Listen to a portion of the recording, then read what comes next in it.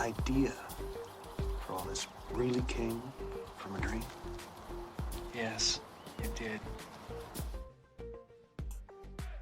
Good evening and welcome to Nox Mente. Tonight's guest is Chaweon Koo. Chaweon interviews occult people on her video series Witches and Wine and writes about her journey in magic for Patheos Pagan. She was a speaker at the 2019 Magickal Women Conference in London, and she's here with us tonight live. Chaweon, welcome to the show. Thank you for having me. Yes, I am quite excited to have you here, Chaweon. Thank you for joining us. Yes. I'm excited to talk to you both. So I just want to let it out right away. Chaweon came into I already told you on this, through Alkistis of Scarlet Imprint, which is my favorite press in the world. Anyone that knows me knows this. And I've been thrilled about your YouTube channel ever since. Thank you. Went through the backlog. You have a good time. I love the little bits of primping that what you do sometimes. The zhuzhing in the beginning. Yeah. Let's zhuzh the hair. It's a magic ritual that we do to get us in the mindset of an interview. Oh, it's so good. It just makes me smile. It's so good. The glam. You definitely are a witch that brings the glam. This is for sure. And I love to see it. Oh, thank you. It's essential, as you know. It is. And also I have this theory, and it's starting to become this thing that I'm experimenting with to make sure that it holds water, which is that glamour magic, not only is it one of the most accessible types of magic that anybody can do. You don't need expensive equipment. You don't need to have any sort of like high entry fee, like read a million gazillion grimoires. But that there is like faux glamour, which is the glamour that Madison Avenue tries to sell you. And then there's the authentic sort of glamour that I try to talk about. I'm trying to basically define what glamour magic is, but in a way that's a more healthy sort of discussion about what it is, instead of, oh, glamour is tricking people, oh, it's manipulative, oh, it's only about beauty. I'm trying to move it to glamour 2.0 rather than old definition. Have you by any chance seen the rebooted Charmed that just came out? I think it was on CW last year, but it's on Netflix right now. No, I haven't. I think one of the first 5 episodes deals with glamour and its consequences. Yeah. Is it that they put a spell to sort of like change completely the way a person looks, and then that A tricks person or a thing, yeah. Yeah. I think that's what most people think of when they think of glamour magic. And I'm like, oh yeah, that's maybe glamour 1.0. But It's vampire glamour. Yeah, there's different types of glamour. I'm kidding. I mean, there are different types of glamour. Some people are extremely auditorily, I don't know if that's a word, but they have amazingly glamorous sort of like auditory presence. Others are more visual. Some people just start going in there with the vibe. There's so many different types of glamour. And I've noticed when I get into discussions about glamour magic, so many people are talking about a completely different thing than I am. So when I was at the Magickal Women Conference that was just held in London on June 1st, one of the things that I try to talk about was we need to find sort of a common vocabulary about glamour magic so that we're actually talking about the same. I agree. I've been pushing this concept for 35 years. It has been something that, and there was a lot of kickback in the 80s toward, you'd say glam, and immediately Right. the witch community thought, they immediately were thinking, oh, makeup and smoke and mirrors, like of the Hollywood sort. And it's like, oh man, how do I approach this? But I was speaking to at that time a lot of that kind of hedge witch, earth pagan type that were, and many of them employed glam magic, the glamour, and had no idea that they actually were. It just wasn't in that capacity. Exactly. I think you bring up a very important point, which is one of the main powers of glamour magic. There is a contextualness about it. There's a flexibility about it. And I think it's because it is truly based upon the individual and them reacting to the environment, and the environment, therefore, reacting back to the person. And I think a lot of magic, and I think a lot of people drawn to magic, they want things to be super controlled. They want to be sort of the center of the circle. They want to control the magic. Versus glamour magic, it's so much of a give and take. There's this nice feminine energy about it, where it's not hierarchical, it's not based on control or structure.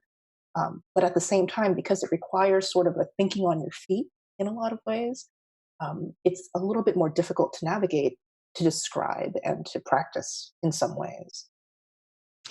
Yeah, I hear you. I applaud this that you're pushing this getting a common vocabulary, very important, and also parsing out these details. It's just another thing in the tool chest that we have accessible to us. It's the did you watch the series Dune or read the books with the Bene Gesserit order? Maybe many years ago, but I don't remember any of it. What's it about? So just to get just on the glamour section, the Bene Gesserit were an order of weirding witches, WY, and they had they were very, when they were younger, they're all, would work their physical glam, and then they start working on the internal arts, and eventually when you become a reverend mother and you've lost all your hair, there's a whole process, there's a transmutation that happens, and they appear very kind of witchy and nun-like at the same time, but they have a weirding voice, and the voice, it works on a psychological level. It gets into the head in a uh in a clear audience. Psychotronic. Yes, in a clear audience type way, and it's literally the basis for glamour for me now. It is, it's worth checking out. That series is great. David Lynch did it. It's got a great cast. It's fantastic. Unlike, I think, the reboot of Charmed, I think, is that it? I it's won't watch horrible. that. I'm not recommending it in any capacity. Jerry, yeah. Okay, it's the most disgusting, whatever. I don't want to get into it, but it's horrible. But they do have a glamour episode, which... but admit it, Jerry, you watched it and you kind of enjoyed it. Of course he did. No, I don't. I really don't like the characters. And I'm looking at it from I'm really just watching it to see how occult things are being portrayed by different networks, because this is kind of OCD, but there's different types of agendas in different networks in different shows. Indeed. And this all plays into the realm of dreams and all of that. So give us an idea of young you. I've got these little dogs. Oh, I know. I love little dogs. They're my little familiars. I actually have black wolves too, just for contrast. Anyway, so young Jawan, like the earliest memories you have in your life of things that stick out, pop culture, possibly cartoons, songs, all of that stuff that kind of, when you look back, you remember. Ooh. Well, some of the things that pop into my mind immediately are Boy George. I was part of that MTV generation when MTV was actually playing music videos. I love him. Yeah, and I remember seeing Boy George as a revelation. I was like, oh, it's a living doll.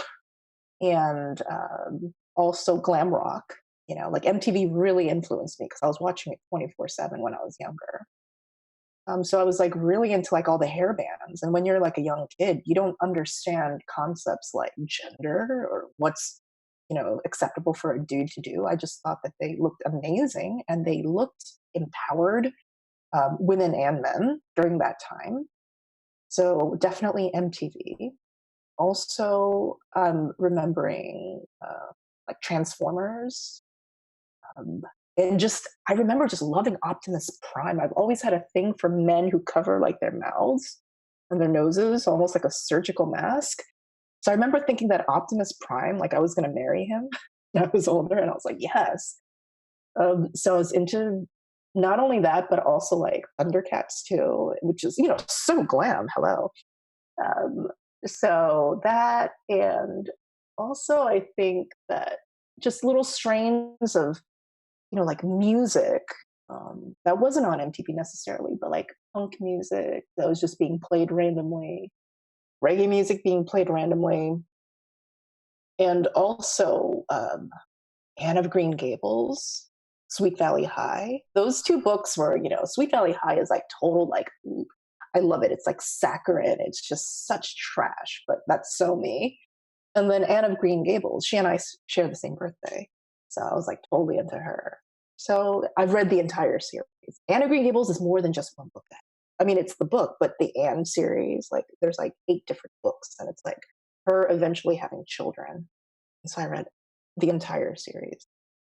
Yes, I would say those were the main influences on me up until the age of like 10. This is all good stuff. What was your sorry, I just took a drink. What of water? What was your relationship with nature and the natural world around you?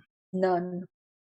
I, Absolutely none. I I love it. was, yeah, I was a complete like city. I mean, I grew up in the suburbs, but I remember just not being very interested in nature. People would be like, "Oh, isn't that a pretty flower? Isn't that a nice tree?" And I just like, yeah. I was more interested in the artificial. I was much more interested in how to craft reality using artificial things. And to me, that's also what glamour is. Glamour is not what you were born with. It's not anything necessarily, quote unquote, natural.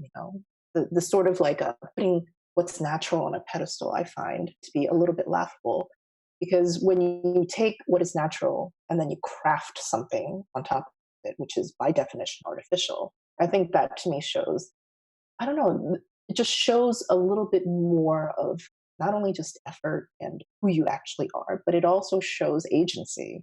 And to me, I was more interested in my agency rather than whatever is out there acting upon me, even as a little kid. I think this is very important, and I love that. I love this. I think you're the first person who said out flat out no, which really gave me a cackle. Uh, but I mean, even in the Satanic Bible, Anton LaVey talks about artifice, and Mm. he talks about in interviews. It's a very important aspect in creating, and also, I mean, you just said everything I could say about it really well. So I think that's significant. With that said, where did you grow up? Are you a California girl? No, I actually grew up outside of Washington, D.C. So I've lived on the East Coast all of my life. Yeah, I was in the suburbs of DC, and then later, after school, I moved to New York City. And then I lived in Tokyo, Seoul, Korea, just like the big cities of the world.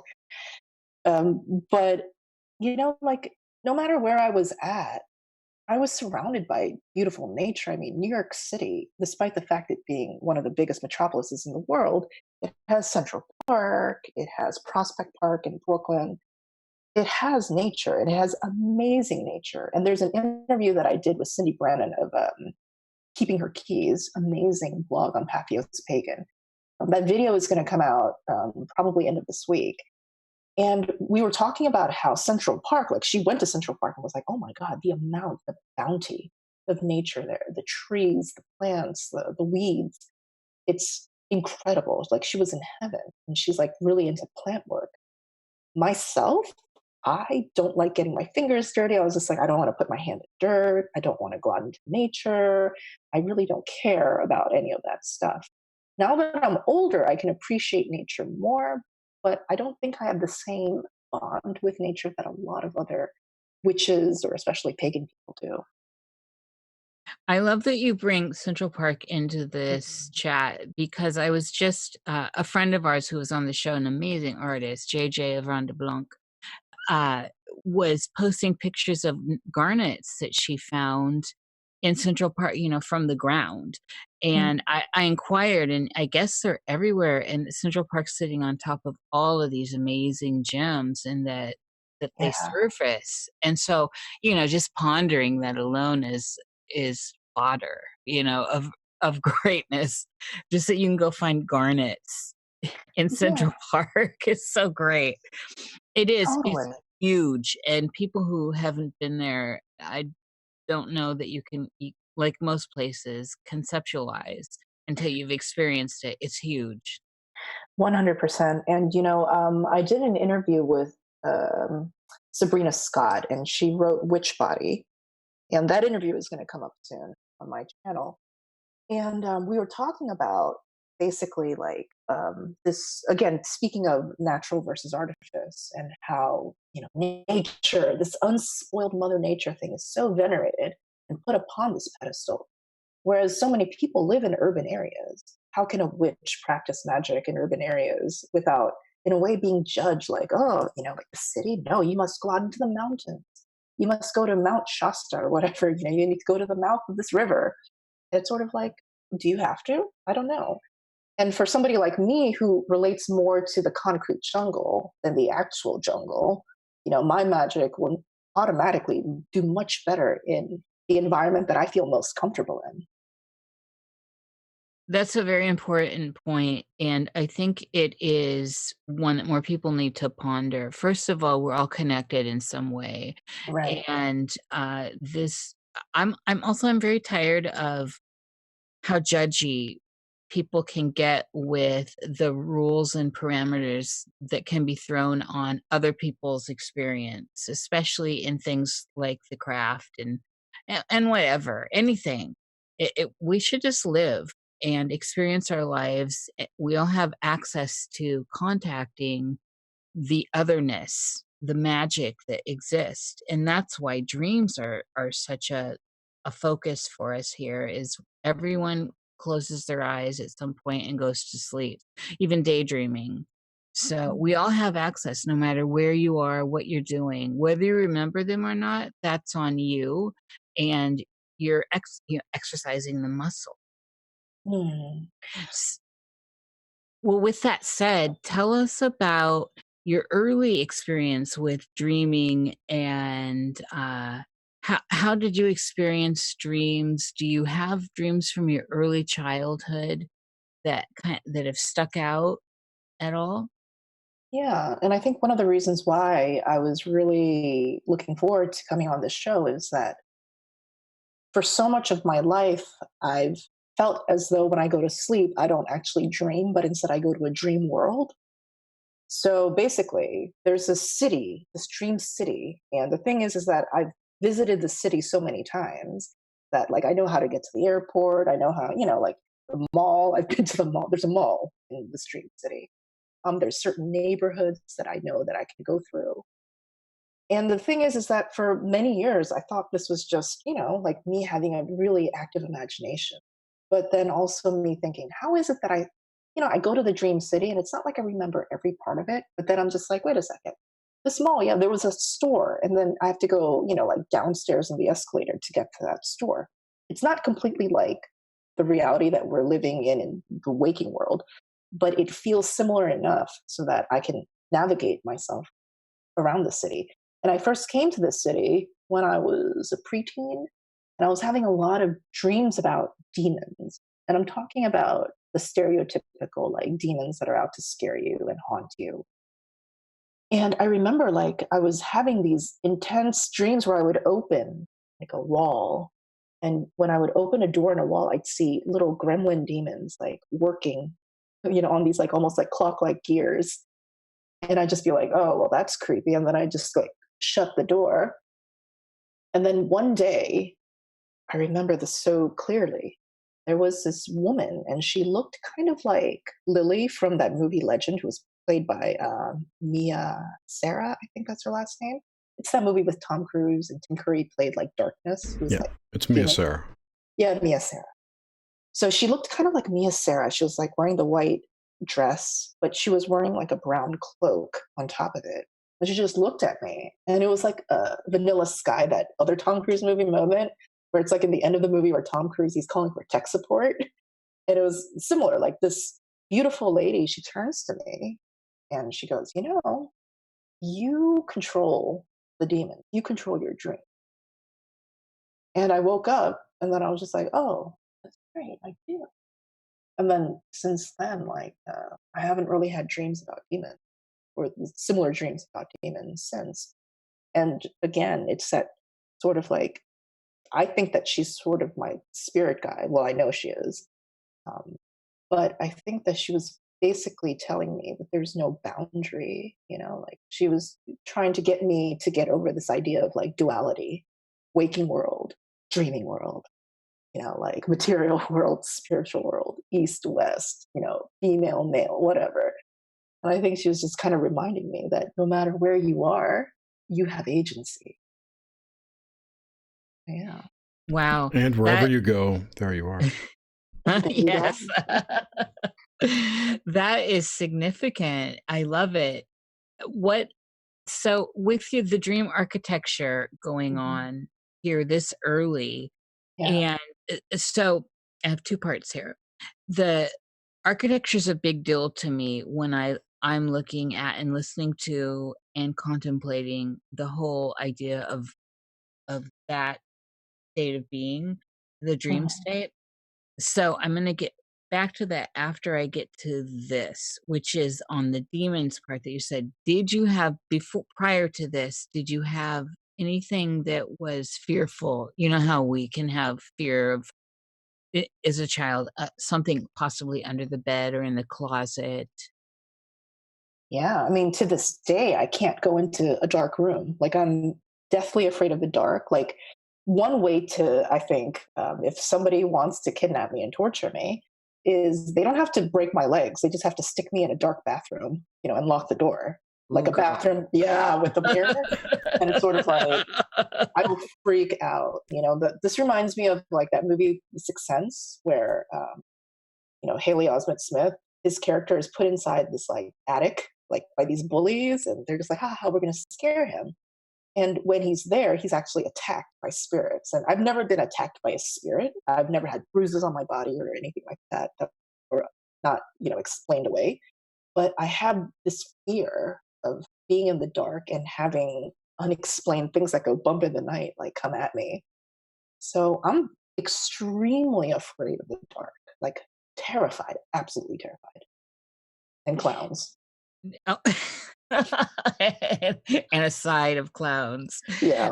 I But have. if it's in the dark and in clown makeup, you really couldn't tell. I have a feeling that I could feel it. Yeah. There's an actual phobia of clowns. It's called Courophobia, Coulrophobia, and I have it. Like, I am literally like scared. Like, I will literally die if a clown comes up behind me and goes boo. Demons, I don't give a shit about. Clowns, I'm running the fuck out of there. I love it. Clowns, no, ma'am, no, sir. No, sir, I didn't like it. Yeah. Oh, that's great. There's that old form of ritual, the necromantium, where you sit in a complete dark space. It was mostly played with like the Sibyls and the Pythias of ancient Greece and Rome, and have a reflecting surface of usually a pool of water. And 2 candles. Well, possibly. In some of the stuff I read, there was even no light. It was just the fact that something could reflect your image. Like a scrying mirror. It's totally something to scry in, yes. Yeah. Mm-hmm. But it didn't need, there was, part of it was that there was no light source. So there's something there. And I've done this and it's alarming. I'll tell you that. Like what can come through. Oof, I don't think I'm brave enough to do that. I think I need my demons to be in my dreams rather than me to, yeah. So this is early Juwan. And so preteen is when you got into and started experiencing this architecture in the dream world. Right. And where you're giving that the whole city. And I too have this, and I always find it interesting. Many people do not. So, and this is still what you access, correct? I don't dream about it every night, but I will definitely go back. And, like I would say within the past year, I've had a couple of dreams about it. And, I missed a flight. I was just like, oh, I'm going to be missed for my flight. I'm going to be late for my flight. So, and there's a train station. It's like a subway system that's there that is horrible. Like it's just so unreliable. There's an elevator system that goes between buildings. It's like something out of Inception. Do you have a pad or a house or something, a flat? That I mean, I live in an apartment But in I the mean, dream world. I think. yeah, yeah. For me, there's a space I inhabit, and I go back. So for me, it's the same thing. It's not every time I dream I'm in that city kind of scape, but I know it. It pops up and is very familiar. Even though things all change, it's still like, oh, okay, that's that place, and this is where I'm inhabiting, and all this. It kind of shifts, like Inception. Right. For me, though, what's interesting about my dream city is that the air is actually a feeling. So there's this air of melancholy and a slight sadness, a tinge of this like sadness. It's almost like a bittersweet, nostalgic melancholy. And the thing is, this is a modern city, and yet there's this feeling that there's been times in my life when I was very young. I've had this similar feeling, which is when I was looking at this. It was like a terrarium, and it was like a little hut inside an aquarium, and a light could come on and off, and it was like a Korean style hut. And when I looked at it, I would feel, I don't know, I would just feel kind of like I missed somebody or something, like there was something missing. Um, and I would have the same feeling when I would go to the city, no matter what I was doing in the city, wherever I was traveling. I always felt like I was missing someone or something. So, like you're pining for a past life. You know what? I don't know if it was even a past life, but it almost feels like there was something or someone, like something specific. No, okay. I'm saying that experience that you're having could also be a past life. Oh, it could be. Yeah, absolutely. I find this very interesting, and this is definitely one of the theories we get into is discussing our parsing out, talking about mood and other sensate stuff that goes on. And so the fact that there's an air that has a feeling of melancholy is really significant. Uh, i- is this true for other dreams you have? Do you have that sensate experience with mood? I think so. I think that I tend to have a really, really bad memory unless it's attached to emotion. And I think that's for anybody, actually. Like the best way to remember something. I think the joke is if you want to like memorize like 200 words for your test tomorrow, then, go on a roller coaster, like inject your learning with fear, and then you'll remember the words. So I think whenever I have dreams that don't have a lot of emotion, it's one of those situations where you wake up and you know that you had a dream, but it fades away really quickly.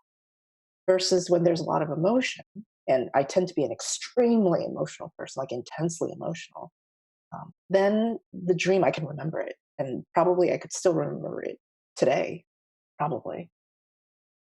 With that said, do you mind sharing your basic astro stats? Yeah. I talk about it all the time, and people are just like, why do you share your chart? And I'm just like, well, I haven't, like to me, like it's one of those things where I got into YouTube and talked about the occult because I wanted to kind of take away this like secret part of the Yes. occult.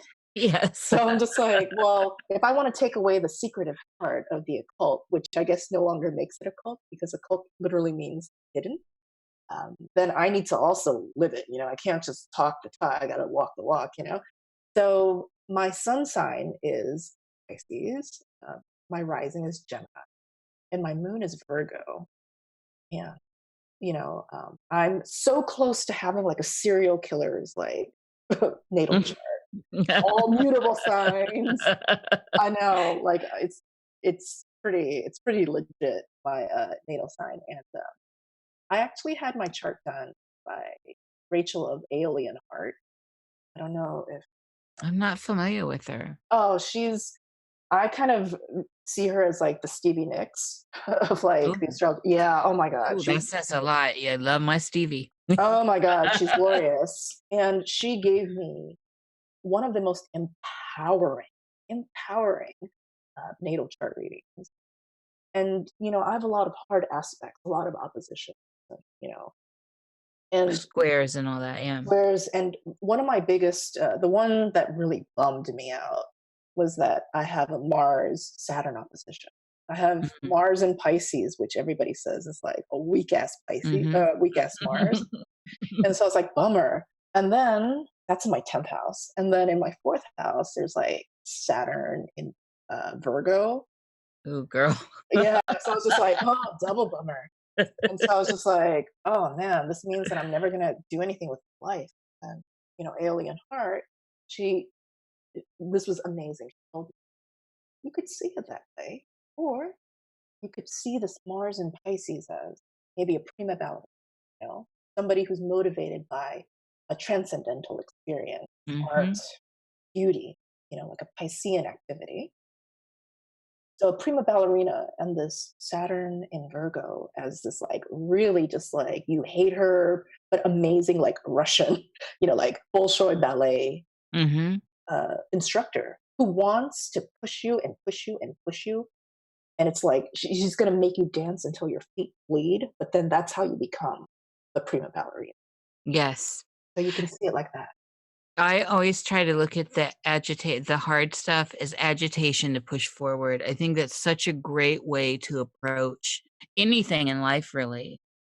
I totally agree. And, once she told me that sort of way of looking at it, and it's the same aspect, but just the perspective was changed. Again, Mhm. going back to the agency, Yes. going back. So it's sort of like, oh, I can decide how I want to frame my natal chart. It's not Yes. fatalistic. No, not at all. In fact, it's your roadmap and it's how you perceive it. Exactly. I'm a Gemini rising too. I just want to say, hey, hey. Hi, girl. Hey, girl. Hey. And the rising really is one of the more significant aspects as to how people view you. That's how they're experiencing you. Like, how do you feel I mean, do people automatically think, oh, she must be a Gemini because of your rising?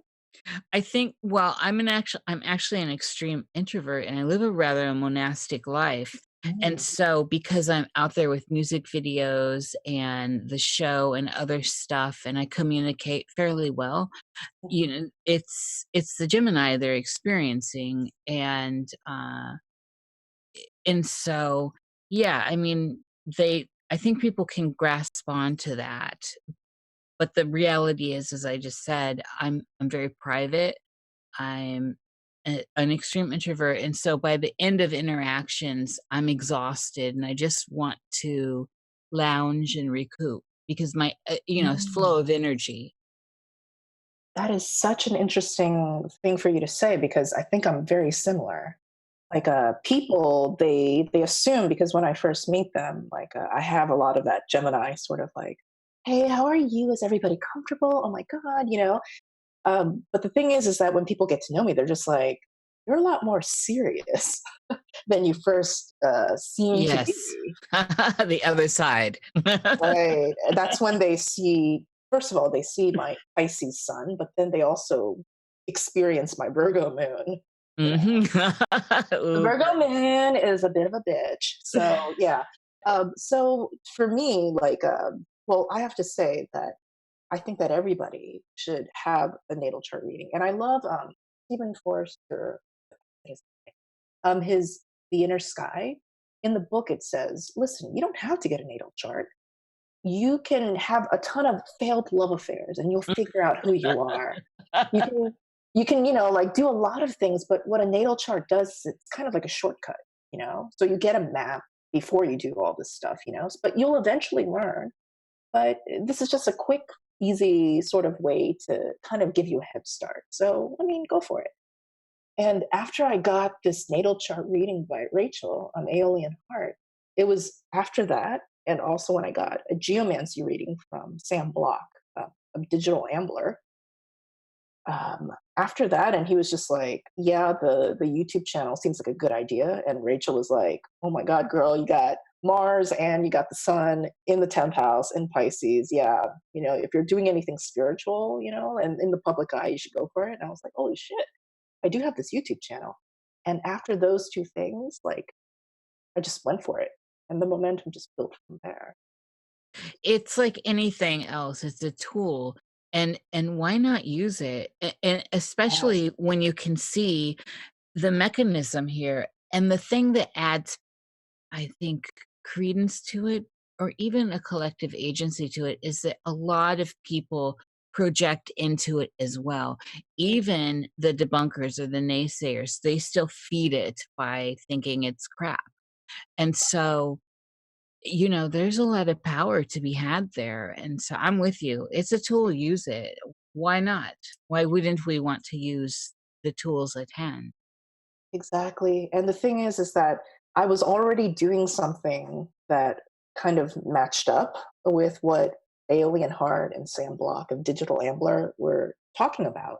So it's not like I completely reinvented myself. It's more that there were all these specific shapes, and I was holding sort of the key to the shapes, and they all kind of interlocked well. And so I was like, oh, it could have been a million different things that I could have chosen, but I chose this simply because. But it all fit together. And then what I realized was that when you're on the right path, quote unquote, it sounds so new agey, but when you're on the right path, things, not that they're easier, but there's a certain speed, momentum, and a grace in how things kind of unfold.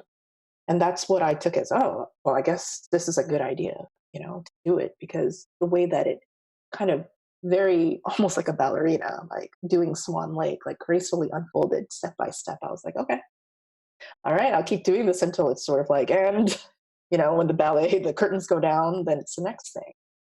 So again, it was like me trying to figure out, like, okay, agency, yes. What does agency look like, though? I think agency, a Mm. lot of people, they associate it with this very masculine definition of it. It is this modern or postmodern, well, I guess more modernistic view of like me versus the world. Mhm. I'm the captain of this ship, I control everything. I'm not sure if that's completely what agency is, because I think one of the basic tenets of magic is that you are just part of the environment. Like, because we're human, we think, oh, the world revolves around us. I don't know about that. Going back to Sabrina Scott and Witchbody, she talks about how, like, we're just a part of the environment. The human being is just part of this entire world. Um, and in Asian art, if you look at it, a lot of it is where they're showing like a big portrait of nature, and the human being is just a tiny speck. They're just a part of the whole holistic ecosystem. And so if you're just part of the environment, then agency is also the environment interacting with you. And, when we were talking about glamour magic, and glamour magic being you reacting to the environment, the context of the situation, the world, the socioeconomic structures, and then it reacting back to you, it's the same sort of like flexible, kind of like ooey gooey, uh, sort of expanding and contracting, because you're just part of the entire system. You're part of the matrix. You're like literally like in the code of the matrix. You're just another part of the code. And therefore, you have to consider the rest of the code as well, which is why I think it's easy to say, oh, was it really agency if you were just like, well, this is moving pretty well. I guess I'll just go with it. And I'm saying yes, because I'm also the world. I'm also the events unfolding. I'm also this person being like, yeah, I'll go on your YouTube channel and give you an interview, you know, taking away that binary like separation, for all part of the matrix, just part of the same code. Then yeah, it was me acting upon myself and myself acting back on me, but like a specific part of me. So it was also me figuring out after doing this YouTube stuff, like, this is what agency means to me. And it works for me. That's what I wanted to say with all this. The proof is in the pudding here, and the fact that you did pick up this tool or several, but this one in particular with the astrology, and align yourself with these natural flows that are running through your chart.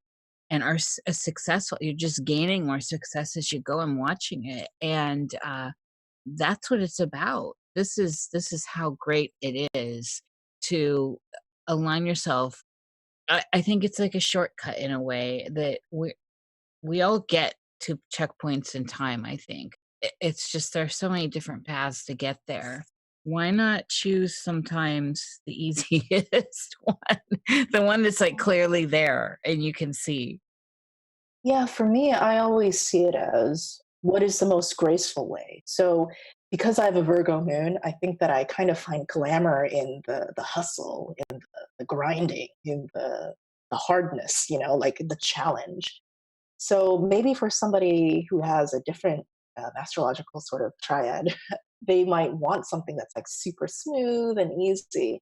But for me, it's always like, oh, what is this thing that makes me feel like glamorous, but yet it also appeals to this maybe this dramatic part of me that loves this idea of like, like there's this conflict and I have to overcome it, and I'm the underdog, and there's a chip on my shoulder, and very Eminem from 8 Mile.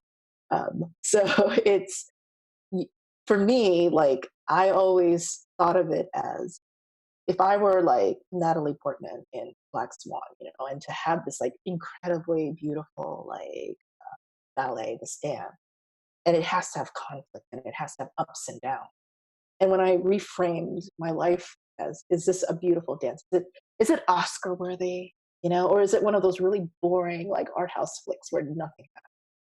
And I was just like, I like the sort of, like the intense stuff that's happening. And that means that other people looking in might be like, man, she chooses the hard way. And I'm like, I'm choosing my way.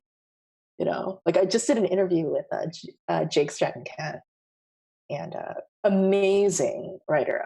I think a lot of people would agree that he helped bring back grimoire scholarship, and he was talking about like grimoires, and also about how he lives and practices magic. And while he was talking, I was like, oh my god, this totally reminds me of like Frank Sinatra's like My Way, like that smooth sort of like crooning. But what's the underlying message to that song? It's like, fuck you, I do it my way, right? I was like, yeah, just like Frankie doing it my way. I love that. And it speaks to everything in terms of, if we look at it in terms and in context to the way we dream and what's possible through dreaming and other states of consciousness that we don't necessarily, that we can, but we do not always necessarily inhabit, to find our way within that whole inner and outer, as within, so without. So, with that said, how do you see this internal scape and its role of projection into your outer world? And how much agency do you give to the act of dreaming in and of itself? Ooh, well, I remember listening to an episode of, I think it's called Third Eye Drops. It's this podcast, and it's so trippy. And they had like a Jungian psychoanalyst, and he does a lot of dream therapy. And he was saying like, like every day for decades, he's been recording his dreams. He has a dream journal. And he was like, only after like many years of recording your dreams, you kind of compile a dictionary of what your dreams actually mean.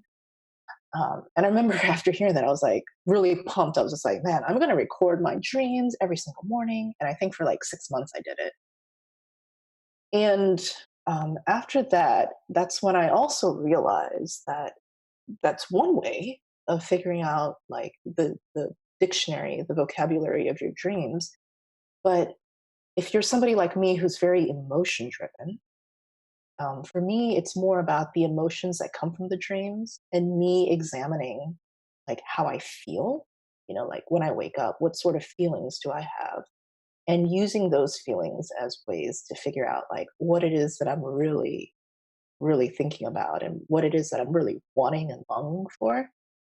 And, like recently, for example, my dreams have been very level, nothing intense, which makes sense because my life is very balanced right now. But there was a time where, like, Like I was like totally having problems with, like my romantic life. And, I was constantly having dreams about this like one dude. And, like sometimes I wouldn't remember the actual dream, but I would remember the emotion. And I remember like I would use the emotion from the dreams to do magic. Because, everybody always says you shouldn't do love magic or anything like that. There's this real judgment about it. But I'm thinking to myself, well, if you look at the old grimoires, that's what people did magic for. It was for money, and it was for sex and love. It was to get paid and to get laid. So, in that sense, because those are two things that drive most human beings, it's only natural that you're going to do magic for love. And I would use the dreams almost as a guide, like try magic this way, today, because this is the feeling that you're having, and then try it this way. And sometimes I'd be like, oh, this magic is working great, and sometimes I'd be like, oh, this magic is not working great at all. But ultimately, things resolved beautifully in a very cacophonous way, but it was beautiful. And I realized that my dreams all along were almost like this bewitching, woman like beckoning to me with her index finger, like, come down a little bit more. It's like that rabbit. It's like that woman with the rabbit tattoo, the white rabbit tattoo in the beginning of the Matrix, and it's like you don't understand exactly what each step is going to lead to, but by following her and by not listening to what society says, like love magic is bad, da da da da da. This is that, whatever, judgment, judgment, judgment. Um, Finally, things were able to resolve in a way that was very satisfying. It took a long time, but it was ultimately a very incredible magical experience. So to me, that's one of the most practical ways that I use my dreams. I love that you are reaching this topic because it is kind of taboo for some people, not for me and not for Jerry certainly, but some people I do find people putting their noses up to this kind of stuff. Do you have any good examples of how dreams informed your witchcraft? Mhm. Like, and of course, scrubbing names and all that, but just, coming out of a dream and realizing that you are going to use that. Or examples of dreams that have influenced your work. Similar. Okay. Well, we'll go back to this guy that I was having problems with and doing all this love magic around. Sometimes, and I'm sure we've all had this experience where we wake up from a dream and we're just pissed off at a person. We're just really angry. In the dream, they did something and it really hurt us. It made us angry. And for me, it's a type of shadow work. So in the dream, in this relatively safe environment, I was experiencing betrayal and unhappiness that I didn't necessarily experience in this waking life. So I was working through that. But, I would wake up from those dreams just feeling just all sorts of emotions, like anger, like almost like irrational anger, maybe some people would say. It would be judged like that. And I'd just be like, oh my God, fuck this guy. And then I'd just be like, I'm going to do magic and stuff and, whatever, to make it so that this guy feels what I feel. And so, like, I would do this magic. And I think a lot of people would judge me on that. And, I think that it's scary to talk about. When I was at the Magickal Women Conference, Deborah Castellano, she's somebody that I've interviewed on my channel. She and I were talking about how love magic is considered to be like this, like, oh, like, don't even go there. How dare you? And it's sort of like, how is that so different than money magic? Like what you're doing a lot of times with any sort of magic is you're trying to manipulate people. That's just facts, end of sentence, period. You're trying to manipulate people, but when it comes to love, that's considered a big taboo. Like, no, you can't go there. And she and I were discussing, is it because, it's this sort of like unconscious misogyny, this feeling of like, oh, when it comes to money, yeah, you can manipulate the feelings of the HR manager to have them hire you. Maybe you're not that qualified, who knows, but they'll like you more. And that's totally fine. In fact, that's encouraged for you to be more likable so that they'll hire you so that you'll get money. But when it comes to love, why is that so different? Is it because women, like women are doing a lot of love spells and men are afraid of being controlled or manipulated, of being hoodwinked, of being put against their agency. So for, thinking about it and talking about it, like what I realized was that a lot of this love magic that I was doing that, was sort of like based upon anger, it was like shadow material. And what I found was that the magic, the results, like it was very cathartic and healing for me. And it didn't really affect him that well because of what I've realized is that magic done in that sort of hyper, like, oh my God, revenge, state, it doesn't tend to work very well. It's almost like this thing where like the best magical state is to be in that very liminal neutral state, at least for me. And so for me to do this magic, it was more like a exorcism for myself. So the magic, the results, is like, I just get even more pissed because I'd be like, oh, I did this magic and he's just totally fine. But, getting that out of my system eventually, like it made me feel better. And again, like it all ultimately ended up beautifully. So for me, the shadow work that the dreams were able to draw out, and for me to then in the waking life use the dream material to fuel these like basically like self shadow integrating rituals, that was very helpful. That's a good example. How do you see what is the difference in states of consciousness from, say, dreaming, the dream experience, and this experience as you see it? Do you mean like when I would have like the really nasty dreams versus having that experience in real life? Well, just in general, what's that membrane between us in waking life and us in dream life? Because clearly we inhabit that space, and really that space is internal, which could be said's more actually real in the end than this external projected reality that we're living. So it's a matter of how our consciousness is sliding from that to this. What do you think is going on there with that? Hmm. I can't speak for anyone else because I think it really depends on the person. Oh, I agree, definitely. Yeah. But for me, um, I almost feel as though this dream state or this state of, I guess, in the new age community, they would call it like fourth dimension. So this world that we're living in where we have the five senses, confusingly, they call it like 3D, like three-dimensional world. Um, yeah. And then your dream world, the astral travel world, the trance world, like fourth dimension. So it's a little bit higher in frequency.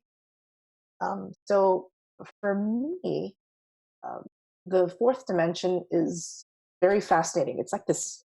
I don't want to say it's like a super safe space because I've tried to do like astral projection and I just freaked out. Like there was this point where I was about to jump out and I was just like, oh, never mind. Um, Yeah, but it's it's not a nice place. yeah, like I just have a feeling that like it's just not a super friendly place. But I think within dreams, within the structure of my dream world, at least there's some sort of safety that I've erected there that I can explore things that maybe are difficult for me to admit in this waking world. Like it's difficult to admit that, you can be small and petty. It's difficult to admit that like actually what that person said really affected you. You want to be like, I'm not bothered. That's like the big thing right now, right? Can't be bothered. I don't care. Because that's what a cool girl does, or that's what a cool person does. They don't care. But deep down, you do care. And so the dream world is a place where I can care. And then I can just be like, oh man, that's a dream. That's not really me. But hey, what a great quote unquote excuse for me to think about what would happen if I actually did care, like what this dream is suggesting. So to me, it's like a somewhat safe place. So is there a boundary? For me, I choose to put a boundary there in a lot of ways. But I think for a lot of people, there is no boundary. with that said, what is your experience with, say, so knowing the astral projection, what's your experience with lucidity and lucid dreams? Sometimes they happen for me, but I've tried really hard to do lucid dreaming. Like I've read all the books, the techniques, like look at your hands and do they look like, do they look like normal? If they're not, then you're in a dream, and look at the clock every like once an hour, and then get into that habit so that when you're in the dream you can like start looking around and be like, hey, wait a second, the clock is wrong. There's 13 on the clock, so this must be a dream. I've tried to do all that, but it just, I don't know, like it just doesn't really work for me. I think that maybe this is just my theory. I just need to be in an immersive experience when I'm in my dream, because that's almost like a ritual space. It's almost like a stage for the actors. The Shakespearean, the line about all the world's a stage, we're just merely players. I think maybe I need that space to be really into it. Much like maybe in this world, in this 3D world, I don't feel quite as much like an actor. I feel a little bit more disconnected from it, versus in the dream world, I'm fully in it, which is kind of weird because usually you would think it would be the other way around. But maybe that's, I don't know, who knows? Maybe my dream world is actually like where I'm really at. And this waking world is just me being like, oh yeah, I'm just part of the matrix, I'm not totally in it. So I don't know. Well, and that's one of the great ponders here, and it's certainly at the nexus of lots of dream study going on at places like the Monroe Institute and all that is the base of that is where's consciousness, and as I postulate that coming from kind of a heavier Jungian background, that a lot of the internal stuff is actually the real stuff. And so the dream world, which is, of course, our portal in many ways, that's built upon the symbolic language and is particular to each person, which is why we ask about, like stuff that influenced you when you're little. Your set of symbols is going to be slightly different than anyone else's, right? And Right. so that's important. And then that's, as I always say, that's what's difficult in people doing dream analysis is like, well, they don't know I could have come in here and assumed you were a nature child and you had tree fort and all that. So anything I built up from that assumption and then tried to interpret your dreams would have been incorrect. And that's what bothers me about analysis of dreams unless you're in close contact with someone and you know them really well. So yeah, that's what I'm talking about here. Is it what is more real? This kind of outer world, and this is why the magic stuff is so fascinating for Yeah. me as a witch, especially, is we have full reign to, and I think should use and try to manipulate our current our environment. That is absolutely at our hands to do. Why not try? And I understand letting yourself go and letting the flow happen, yet there's still, that's still exercising choice, right? 100. Yeah, facts, facts. Yeah, like, going back to the idea of what is reality, this waking world versus the dream world. Is there a boundary? Is there not a boundary? All that stuff. I'm not sure, but I will say that I want to share this one dream that I had. And this is a dream that made me not afraid of death. So this was maybe when I was either late teens, early 20s.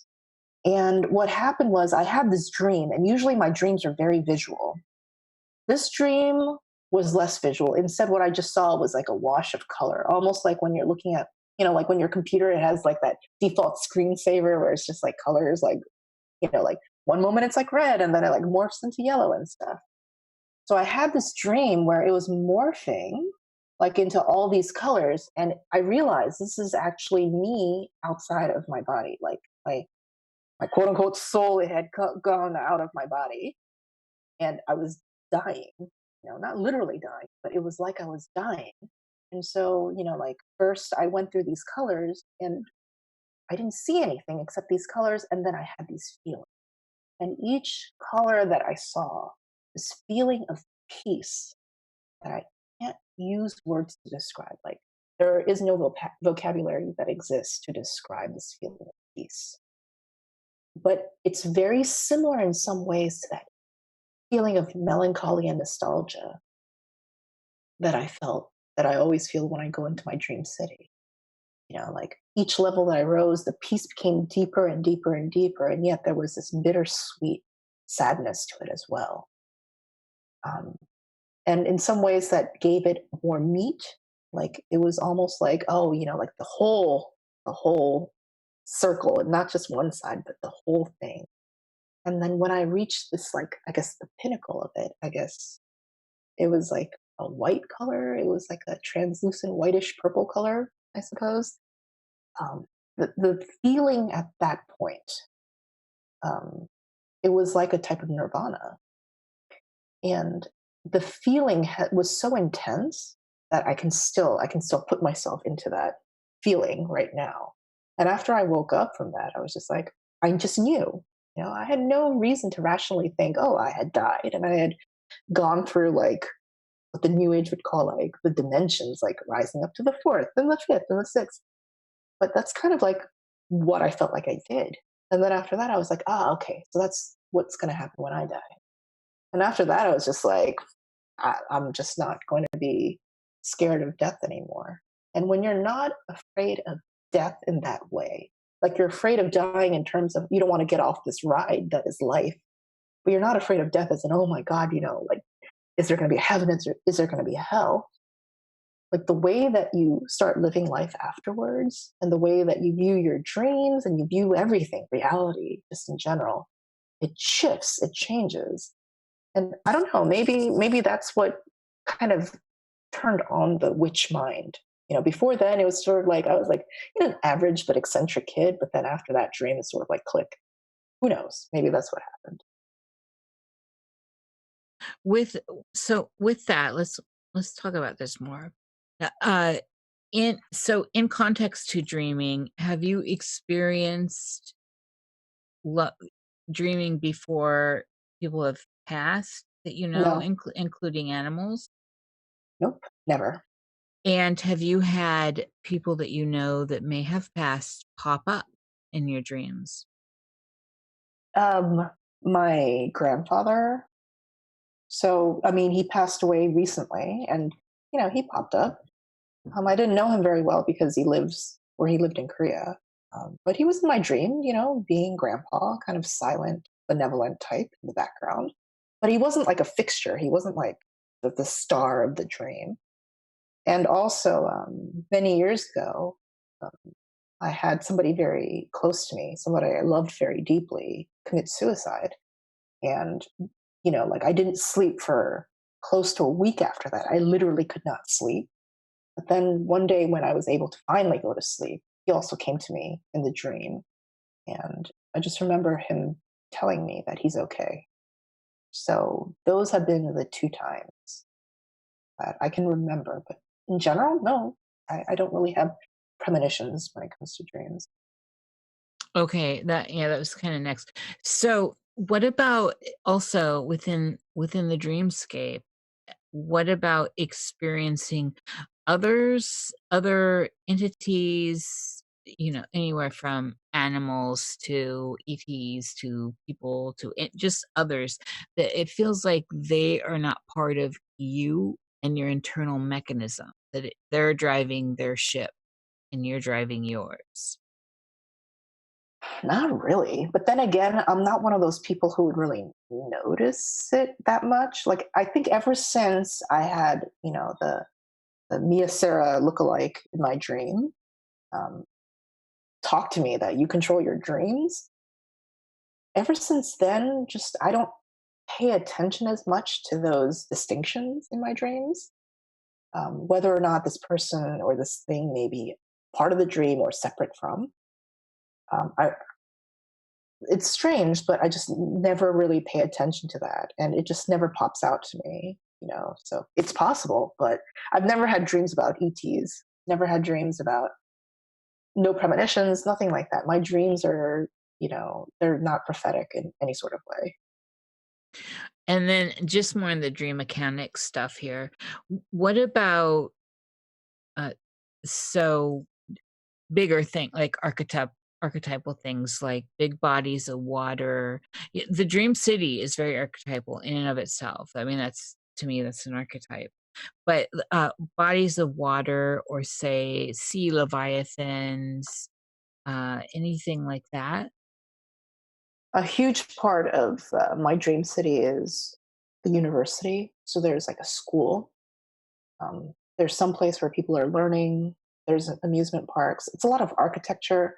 In terms of water, absolutely. There's like a beach there, but do I ever go to that beach? Do I ever see the water, like the vast sea? I don't, but I know that there's a beach. It's almost like I keep going back to movies, but it's like the Truman Show. It's there's this like it's almost like a stage, and there's like this door where it's like you think that it's like the end of the beach or the boardwalk, and it's actually just a door. Movies are a great example because most people it gives them a visual. So I love when Yeah, people anything in culture and especially pop culture that people can access. It's And less for us to describe. the door's yeah. actually a hatch, and it's probably in Antarctica or in the dome, one of the two. Yes. What about flying, girl? Do you fly? I do, and it terrifies me because I'm afraid of heights. I have a lot of phobias. I'm actually like not very brave at all about a lot of things. Um, there's some flying, it's a very typical. Like I kind of, I'm not trying to denigrate my dreams, but in a lot of ways, they're very boring. There's nothing to me that to me, I'm just like, oh, I'm not visited by these rays from outer space, like I fly once in a while, but it's not like there's not this great ocean with like a tsunami wave coming to me that I magically can part or anything like that. There's something very almost like it's kind of like it literally is a lot of times just either the dream city, which is, has a mall, it has a fountain. One time I was like sort of seeing this guy and we were like, and he was like really into like dreams. And I was like, yeah, one day we should like meet at the fountain in my dream city. And he promised me that he would find a way to my dream city. Like we never discussed the logistics of that happening. But yeah, so it's like, I have a fountain. I have a mall where, sometimes I go to the mall and it's like closed and I'm just like, oh fuck, I really needed to go to this store. So either I have dreams like that or I just have, what Koreans called like a keku, dog dreams, which are dreams that are just almost like your brain processing stuff. So they're just dreams. And you just know that in a lot of ways, the meaning of it is maybe not as deep as other dreams. So I kind of have one or the other. Yeah, definitely. I mean especially from the whole Jungian perspective. I mean, it's the whole sector of getting through the daily filing, Yeah. of what's going on in life. It's all juicy, no matter what. If it's all just daily filing, or if it moves into other realms. I'm wondering your take on. So for me, I've often I talk about this, and because I've participated, and so the witch's sabbat, and one way to perceive it. There's so many ways, from physically meeting with others to the dream experience, and then to a psychedelic experience and all that. Well, I have personally gone in through the portal of dreams and OBE and had gatherings, and it does no good in my experience to say we'll meet at this tree under this thing and that. It's just an intent to meet these people that you're closely entwined with, and then the rest of it unfolds, the location. In fact, I find trying to present a location has hindered me and not worked for me ever. And so that what are your ideas on this aspect, the astral idea of Sabbath meetings, of meeting up with others astrally, but in particular, since a large slant a focus, especially on your channel, and everything you're doing is within the context of witchcraft. How do you feel about that? What are your thoughts on astral witches sabbats? Oh my God, that sounds so cool. It'd be like kind of being in like a Facebook group, but you're actually like more embodied, right? Like I would love that. And I think that's, like I keep talking about the new age and I'm kind of like, like wink wink, like nudge nudge, like kind of like, taking the piss out of them. But the thing is that they have a lot of vocabulary that's very useful. And they talk about things using like these like far out terms like man, like vortex and the energy and stuff. But I think a lot of what they talk about in terms of like like energy bodies like meeting, like in the occult, there's this focus on maybe meeting energy bodies that are not human, in form. But I think in New Age, there's a lot of like talk about like, this collective, like human beings, like all meeting like in the fourth dimension and stuff like that. And I love that. And I personally, as somebody who hates like getting out of my pajamas, I would love to be able to have like an astral Sabbath.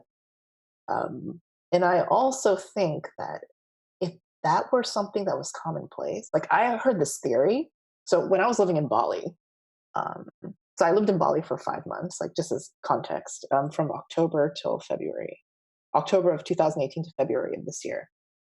And the thing is that in front of every single house that you go into, like a family compound in Bali, there's like a statue of Ganesha. It was like the elephant god of prosperity. And, like this was an Airbnb, and I was with like my friend Josh, and, his friend also came in from like the States to, like live for a little bit in Bali. And his friend was one of those guys who could like see, like he could see energy and spirits and stuff like that. And so like, when he would walk into the compound, he could literally see Ganesha, like not the statue, but like the actual spirit, like there. And to me, that was like super trippy. And like I I remember talking to him about like, oh, why is it that you guys don't want to like him and Josh? How come you guys aren't like super into like the grimoires and ceremonial magic? It seems like right up your alley. 'Cause, it's like kind of fun to do. And they said something very interesting that stuck with me, which is that like the veil is thinner now. I was like, holy shit, the Mayan calendar, 2012 was supposed to be like the end of the world. you know Maybe, and a lot of people are saying now it's like the end of an era. Like it's almost like the humankind was put out of quarantine, and it's sort of like the veil is thinner, the spirit world, and speaking of boundaries, the spirit world and this like mortal world, like the humanoid world, human flesh world, there's less of a boundary. And so they're like, Meat suit world. Excuse me? Meat suit world. Yeah, exactly. So it, they were just like, the veil is thinner, and so for us, it's a lot easier to access it without having to go through a lot of practices, like ceremonial magical practices that maybe were necessary when the veil was like super dense and thick. I was like, oh my God, wait, I never even considered that. So like this also like going when we're talking about dreams and stuff. I totally forgot the original question because I was like, I went off on a tangent. But like, like speaking of dreams, if dreams are, let's say, according to New Age, like vocabulary, like if dreams are like fourth dimension and there's less of a boundary between fourth dimension and third dimension, that who knows? Like, who knows? In like 10 years, like hypothetically, I could like be walking around in this world and meet my dream self, like a doppelganger, like fourth dimensional me, whatever she, it, he, whatever looks like. So yeah, I think I totally went around in a circle like there, but I think that I love a circle. yeah. I'm following you. It's still relevant to the Sabbath and to astral meetups. Sabbath, that's what we Yeah. were talking about. Yeah. So basically, like, I think that when it comes to this astral meeting of people, like I would love for it to happen. Like I am so down for it. I'm so down. But just the fact that the veil is thinner, and just intuitively, I have no proof of this, but just intuitively, I'm just like, yeah, the veil is thinner. So maybe this Sabbath, this virtual Sabbath, it's actually closer to reality than we could possibly imagine. I don't know. This may sound completely far out. And when I'm saying it, it sounds a little bit far out. But at the same time, I'm just like, you know, if I want to stay um, true to what I feel, like the way that I construct this waking world. Let's forget about the dream world for a second, but the waking world. If I am in this waking world believing in this specific perspective, which is, very matrixy, we're all part of code and stuff, like this desk that this laptop is on, and this laptop and me, we're all that green matrix code, but I'm just a little bit more denser than the air around me, but it's all still code. How could it not happen? How could this virtual like Sabbath? Of course it's going to happen because we're all just code. We're all just part of the matrix code.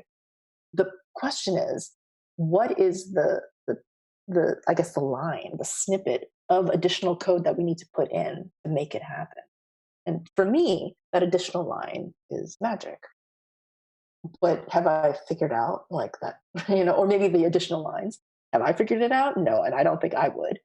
But I'm sure eventually it's going to happen somehow. Well, with all that said, how do you view waking life? I mean, you've given us actually a great foundation for how you view it, but in the end, what makes it so significant that we're all here and we apparently seem to all be here and participating, and yet there's all this wiggle room to manipulate the energetics of it and or the code. So I'm curious on your take of what is this experience we're having that is waking life. Ooh, ooh.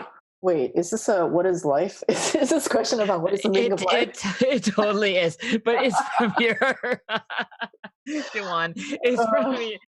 You know what? This is the thing. Everyone's qualified to answer this, and I just don't care. This is how punk rock we are. nice. You're as qualified as scientists who's made several PhDs, in subcategories of consciousness. We come from that perspective. So how do you I see it as very specific to me. And when I say specific to me, I literally mean that each of us create our own reality. So the the hardcore born again Christian who believes in a fiery hell, I believe that there is a hell for them because they've created it. It all goes back to the sense of agency and why do we have agency? Okay, we have it. Why? Or is there even a reason why? And to me, the reason is a non reason. And this is a completely intuitive sense that I have. But it's almost like you just have it to have it. You have it to experience it. Like there is almost like a non depth to life. I don't think there's a deeper meaning than just you get to be embodied. People are always talking about spirits are more powerful. The spiritual world is superior. Like everything embodied, sex, going to the bathroom, the five senses, money. These things are inferior. You must always try to lift yourself up and to become more higher in frequency, like become less embodied, become less dense. And you'll even see it in even when people are talking about nutrition, when people are talking about, wanting to become like raw vegan, and eating only like high vibe foods, or, you want to be like super, super thin, you're trying to become less dense. The density of this world is considered inferior. I'm just like, in my mind, I'm just like, what? Well, if it was so inferior to be embodied, then why the fuck did we even bother becoming embodied? We could have just stayed spirits in the ether. So I'm just like, there must have been some reason where the spirits were just like, oh, wouldn't it be fun to like actually have a body? And I'm just like, okay, maybe the reason in itself was literally just this is a roller coaster ride. I think what's his name? Oh, that comedian, the one who passed away like really young because he smoked too many cigarettes. The one with the cowboy hat, where he was just like, life is just a ride. Mitch Hedberg. He had like a very like generic like white boy name. I don't remember. It could have been Okay. that. I don't know. Alcoholic cigarettes. Yeah. Yeah. Oh man, I totally forget. But yeah, he was just like, it's Was all it Bill around. Hicks? Bill Hicks. That's Yeah, I right. never saw him. Yeah, like his routine is like amazing, and he was just I like, love Bill oh, Hicks. yeah, right. Bill Hicks, man, like who knew that like just one random day when I was on YouTube watching this guy with a cowboy hat, what he said would just completely be like, whoa. Basically, maybe we're just spirits here because this is just a cool roller coaster ride. You know? Like, why do we go on roller coaster rides? I don't know. It's fun. And now he plays Alex Jones. He does what? Oh. Oh, there's a conspiracy out there that Bill Hicks is Alex Jones or vice versa. Oh, okay. Girl, there are so many rabbit holes in the world. Oh my god. Okay. Well, hey, you know, if that makes you happy to think that, go for it. I mean, if you're not infringing on my like Sephora Exactly. haul, like go for it, you know? I'm here talking about like freaking like, you know, this is all a roller coaster ride. So what do I have to say about anybody else's opinion? You know? But yeah, it's like who knows? Maybe that's what we're doing. We're just, you know, here just to, you know, like have like this roller coaster ride. Well, where do you stand with the idea of, and this is certainly a conversation in the magical circles, free will and fate. Mm, be willing. So, like Oh, intent and fate, or the idea of destiny that you can't change. So there's a million roads. Well, this is true at death. You have a million choices in life, but you're still going to die, right? yeah. So the idea of w- how far can you manipulate your environment, what is actually fated that you can't manipulate. Do you believe in fate at all, or serendipity, any of that kind of stuff? Difficult question because oh, maybe there are milestones in life that you're going to reach no matter what. Maybe there are certain things that are going to happen, but who knows? Like, I don't know. Like this fatalistic way of seeing life, it to me it feels boring and lazy and true. You know, it's sort of like, you know, I did a video interview with Dr. Amelia Elias, who teaches tarot, and she said something that was so spot on. She was just like, you know, okay, so the cards tell you that somebody's going to come into your life, some stranger, you know, like it's going to come and you want to know what time. Okay. And the cards say it's going to come probably like in the month of December at 12 o'clock. What are you going to do? Just follow it like to the T? If so, then every day you just ask the cards what's up and then you just sit on your ass and you don't do anything because the cards have already told you. So you might as well do nothing. And I'm just like, is that why we're embodied on earth? That doesn't sound very interesting. You know, this concept of creating life, you know, literally like creating like life as a new life, a baby, or just creating life as a new project or just your life and stuff. So it's very hard for me to say, like free will versus destiny. I just personally, for me, because I choose to see myself as having a lot of agency, if not in the external world. You know, I was just watching this episode of Impact Theory, this amazing, like a series on YouTube, and it's hosted by Tom Bilyeu, and he has all these like motivational speakers come on. And you know, recently he had this I forget his name, but it was a spiritual teacher from India, I think, come on. And the spiritual teacher basically said, you know, we are 100% in control of what goes on inside of us. And to me, that's kind of enough, you know, the Viktor Frankl sort of view that no matter what concentration camp, whatever happens in your life, you know, there's something inside of you that no guard, no prison, no hellish environment can take away from you. And this idea of like this deep sense of agency, this deep sense of you are you know, like, and you're here to enjoy and to experience this curiosity of you being you. That's what informs my life. I do think that if somebody believes very much in fate, that's them and that's their reality, and it's probably true for them. But for me, I choose not to see it that way, and it's worked out fine for me. So again, this feeling, this definition of agency is like it's not just about me controlling life, the way that a man would control like animals, or domination and control, and rar, I'm uber femme or whatever. It's not that. It's agency, again, as me being part of an environment, being part of a context, and me acting upon and being acted upon as well, on the other end, by the environment, which is also part of me. So in that sense, does it really matter whether or not there's free will versus destiny? I don't know. Yeah, true. And I like that idea of, outside of the idea of pondering. In the end, it kind of doesn't really matter. It really doesn't. There's a big power in that, in the kind of the letting go. Even more than just letting go is this almost.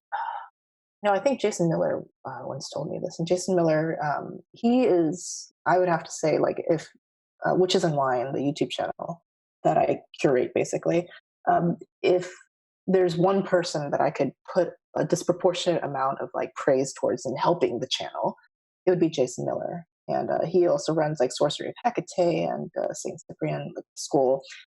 And he was talking about this concept of the closer you get to something that you want, or something just in general that is pleasurable or desirable for you, the more that you get closer to it, the more softly you hold it, you lean into it, you don't strangle it.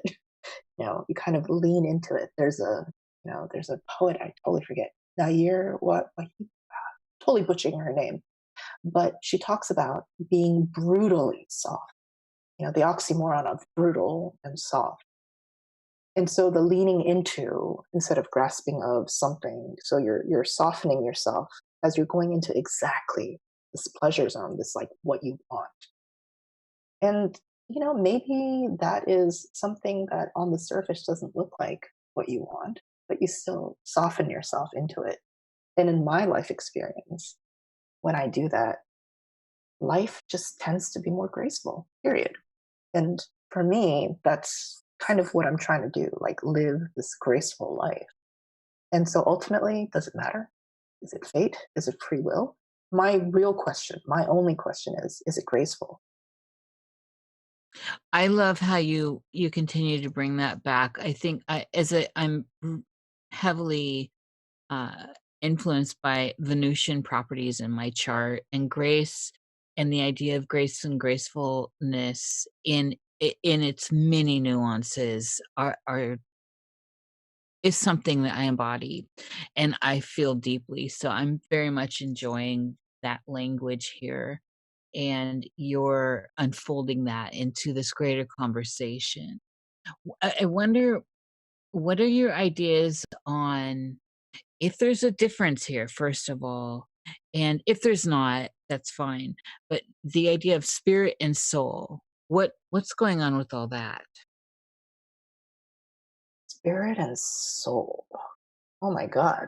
Oh, I'm sure there's people who are going to say that there's a difference. Maybe they're the same. Ultimately, like this idea of, I want to call it like this strange mental masturbation that happens when people want to know what's real. So instead of going out and experiencing it firsthand, like experiential knowledge, they're looking to parse things into smaller and smaller bits, thinking that they're going to understand it by that.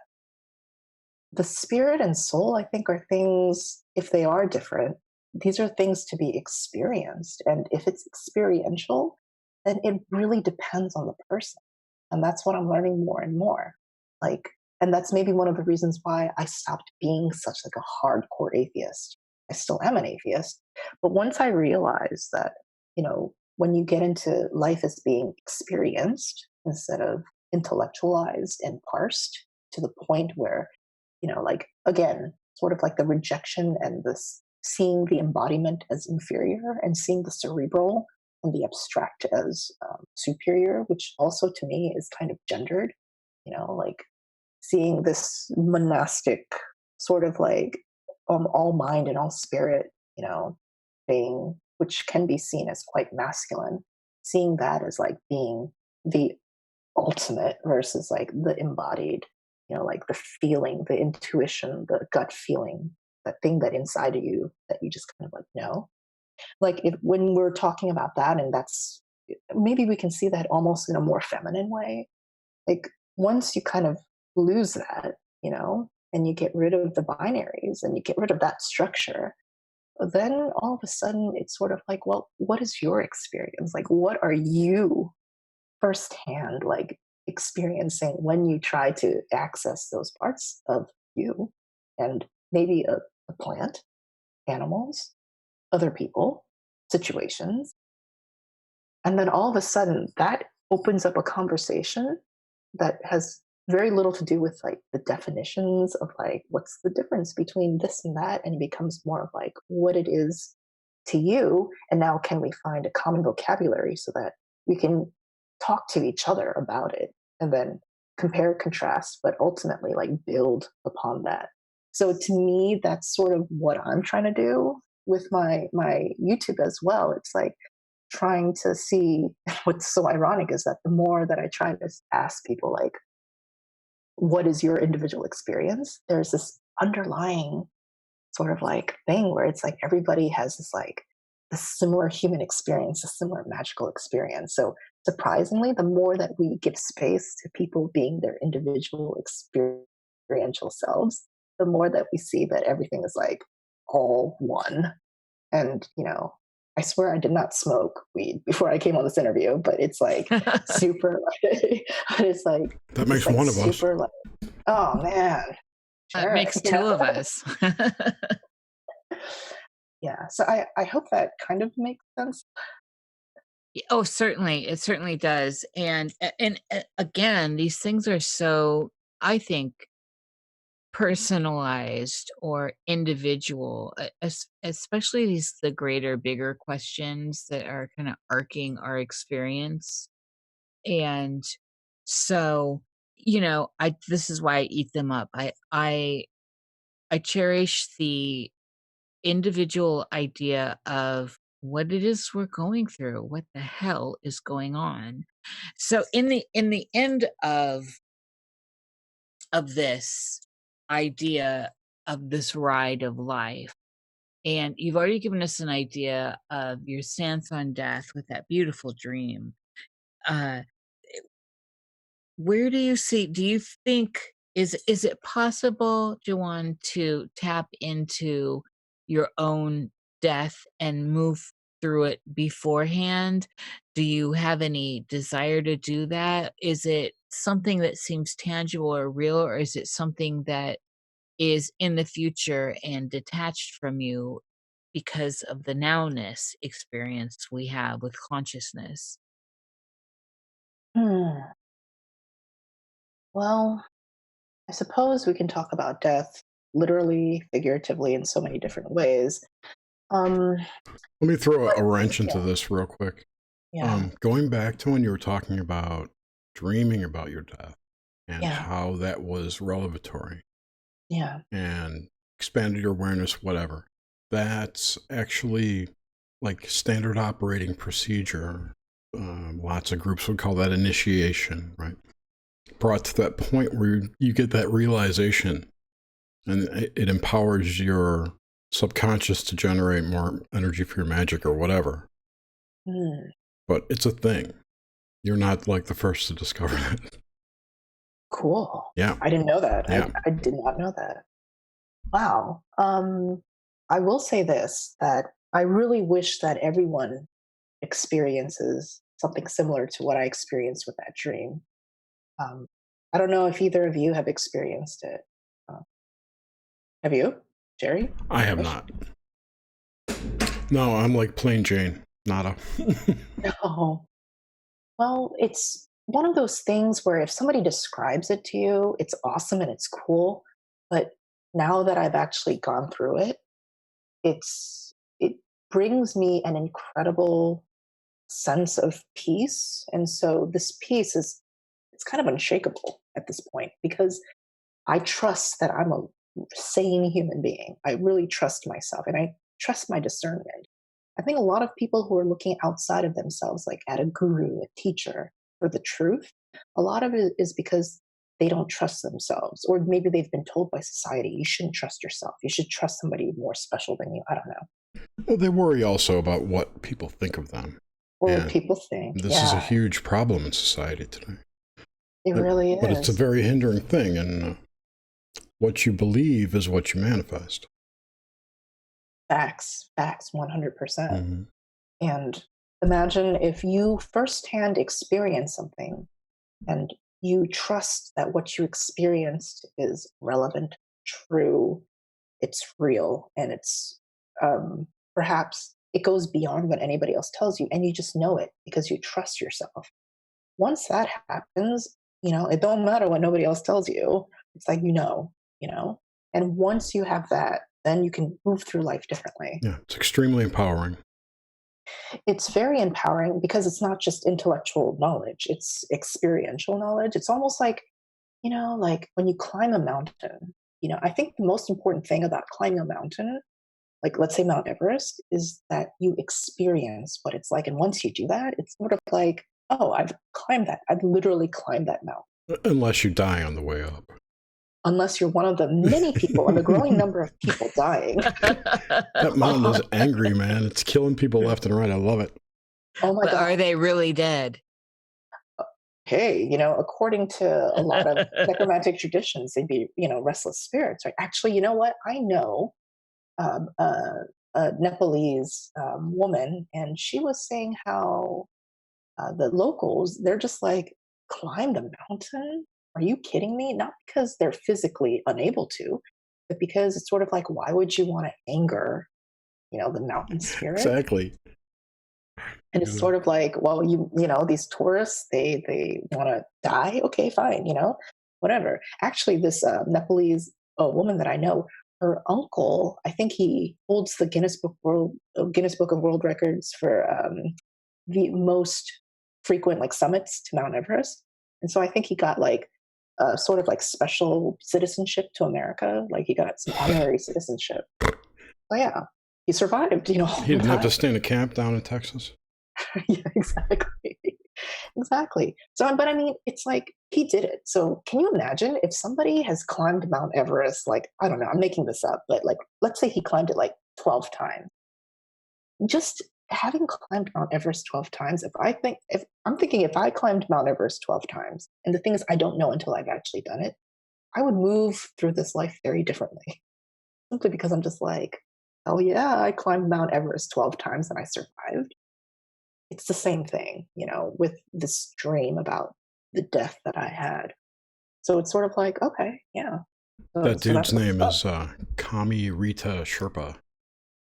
That's probably, Sherpa is the most, I always thought Sherpa was just that's just a specific word that you use for your guide. No, it's the last name. Yeah.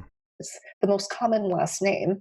So it's kind of like let's say somebody from Nepal came to America or to Great Britain wanting some guide to the pubs. And, a lot of people in Great Britain, their last name is Jones. It's like him going back to Nepal and being like, you should get a Jones. You should get a Jones to show you the pubs. So that's what Sherpa. That's hilarious. Kevin McCarthy, he knows the pubs the best. Yeah, he's gone up 24 times. Holy shit. Yeah. So that guy, deep down, straight up gangsta, the way he moves through life, it's different. Simply because he's done that. He's a honey badger. He doesn't give a shit. Exactly. And, I wish that I was at that level that he's at. But, one of the ways to perhaps move through life with, I guess, more sure footing is to go out and experience it, and maybe one day I'll be able to sit in a bathroom with the lights off and not freak out. Don't spend the day drinking wine and yelling on Twitter. There you go. Girl. I wasn't talking about your show or anything. Yeah. So, I mean, that's one of the things that I would wish upon humanity. I think if more people, sometimes I think that people hoarding wealth and hoarding things and just and basically trying to hoard power is due to fear of death. I mean, I think most people would say, yeah, that's probably what it is. You accumulate enough protection in this life to protect you against the unknown of death. Today I was going over Hamlet's To Be or Not to Be soliloquy with someone, and we were talking about, for those of you out there who have not read this or you totally blanked out in high school because it was considered pretty boring to do. By the way, the way they teach Shakespeare in American public schools is a travesty. They don't really teach it the right way. They don't teach anything the right way. Facts. And the thing is that I think that the way that they teach Shakespeare, I mean, when I was taught Shakespeare, it was sort of like, you like analyzed it almost like you were like in college, and you'd already gone through all Shakespeare. Actually, Shakespeare is meant to be read, and Shakespeare wrote for a pop audience. Like, this was not a highbrow audience that he was going after. He was going after, like, he was trying to make the money. He was trying to make the green. So he was like appealing to the mainstream audience.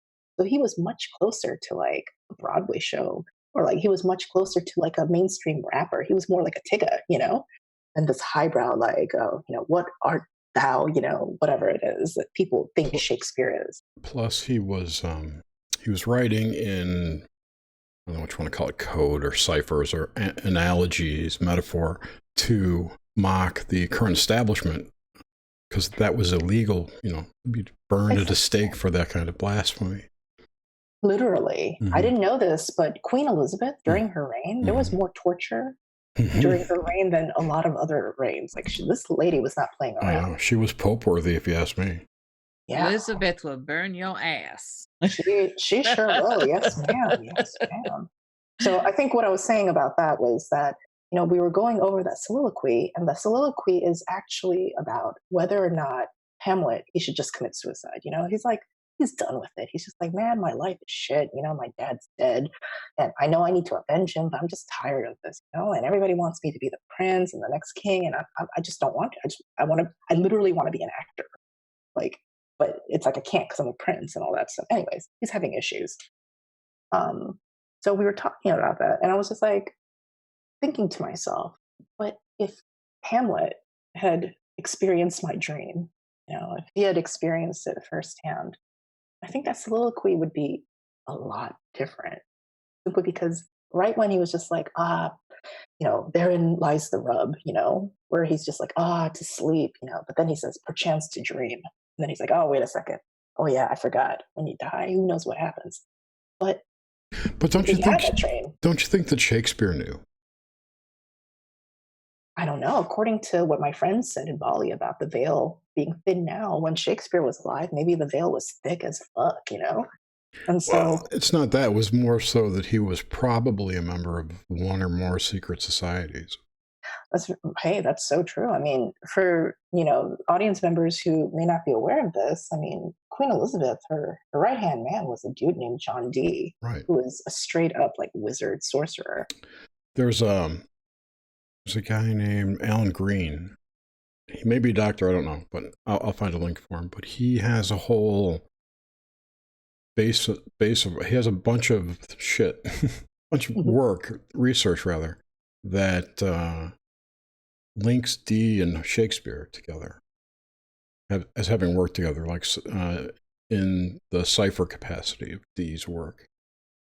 Interesting. I mean, artists of, throughout history, artists have definitely been the fringes of society, or the aspects of society that go into all that stuff, right? They're always the ones who are going to try out the drugs first. They're the ones who are trying to like get into the shamanic mode first, So, and the journeying, like spiritual journeying mode. So I can totally see Shakespeare doing that.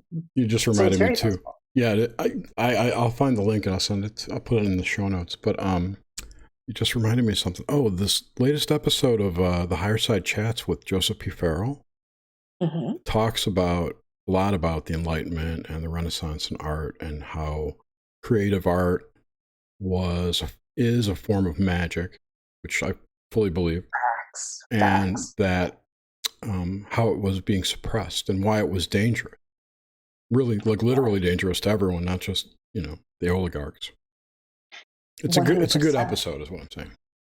No, total facts. And recently, Ben Jaffe, brilliant anthropologist, scholar, I forget which university in Colorado he's in, but he recently linked me to an article about how mass media advertising is also a type of magic. And, Absolutely. yeah. You ever heard of Louis No Delgado or Edward Bernays? Basically, the Nazis perfected mind control through advertising. They brought it to the United States, and now we live in this pool of it. Exactly. And it's amazing that, like academia is They call starting it to get into consumerism. it. Exactly. Like whether it's mass media advertising like Madison Avenue or, Kim Jong-un in North Korea with his juche, which is sort of like the North Korean ideals. Any sort of propaganda, any mass communication. One of the reasons why I think that I really encourage, especially women and people of color, to have their own YouTube channel is because the mode of video, moving pictures, the visuals, that ability for YouTube or Vimeo or whatever to be mass shared, on social media, that's visibility and that's power. And that to me is, one of the things that I talked about in my conference, the Magickal Women Conference in London, or my talk at the conference was about how Korea as a nation uses soft power being its basically entertainment industry as a type of institutionalized glamour magic. And, people talk about it, economists, historians, they talk about hard power, like the heavy industry. You go into textiles and then you like build like steel and then the cars and the electronics. And then you go into the soft industry or the soft power. But the soft power is incredibly, incredibly powerful and potent. Hollywood has probably inspired and shaped so much of culture today. And who knows how much of that culture has also influenced politics, just regular hard economies. And now Korean pop culture is de facto Asian culture. We're talking in China, in Singapore, in Malaysia, Vietnam, Thailand, Cambodia. Korean pop culture dominates in those markets. There are people in Southeast Asia. I lived in Bali for 5 months. There are people in Southeast Asia who speak Korean better than me. And I am actually Korean American. And Korean is not used in the UN as an official language. It's not used in business as like, what is it called? The franca lingua, the main language. It's not Chinese. It's not English. It's not French. And yet there is a huge amount of youth today that are learning Korean simply because they want to be able to understand the lyrics to the latest BTS song. And how did Korea do this? They did it through YouTube. They did it through music videos. They did it through TV shows. They did it through movies. That, to me, is institutionalized soft glamour magic. There's a huge entertainment company in Korea called SM Entertainment. They have a book. They don't call it a grimoire, but it is literally a grimoire. It details, you have to use this glamour in this market. In the Philippines, you have to use this sort of eyeshadow, this sort of fashion. In America, this. They have a manual of best practices, a grimoire of best practices, best glamour magic practices. So to me, this sort of idea of, I guess, what glamour magic is, and going back to the agency and back to why glamour magic to me, I keep pressing upon it, and why I'm just like, if you're young, if you're a woman, if you're a person of color, if you're underrepresented in mainstream media, please go on YouTube, start a channel. This is how glamour magic, to me, like authentic glamour magic, this is it working in the best way possible. It's where you take mainstream society, and in a way that the gatekeepers of mainstream society can't rock immediately, you start to shift the bell curve, like the big, massive, like the top part of the bell curve. You start to shift it a little bit to the left, to the right, wherever you want it to go. And then a little bit more and a little bit more by using this glamour magic. And that's how you change society, like in my world. There doesn't have to be a bloody revolution. Instead, it's just a person sitting in front of a camera and making a YouTube channel. Oh yeah. Well, it's also like showing, it's like the role of artists and writers and the such, showing, creating something that cannot be seen, Mm, and throwing an image to it or words around something that seems intangible. So, like in the Matrix, I don't know if that's a good example. Showing, presenting through art something that was unseen before, and now the collective can glom onto it and create it. They see it, something they couldn't see before because of these visionaries. And that is also an act of glamour, creating something from nothing. I mean, Mary Shelley's Frankenstein's a good example. There she created this whole thing, and then released it, and now look where that has gone 178 years later or something. yeah, like I think that, if people are afraid of this concept of, oh my God, like I have to create something, yes, you're creating, but you're always creating every single second that you're alive. That's what agency is. That literally is what agency is. You decide what you're going to create. And so it's like when you're just being you, I consider like wearing your heart on your sleeve, but literally, not just on your sleeve, on your skin, like on your wrists, like for the world to see so that your insides match your outside, however that would be.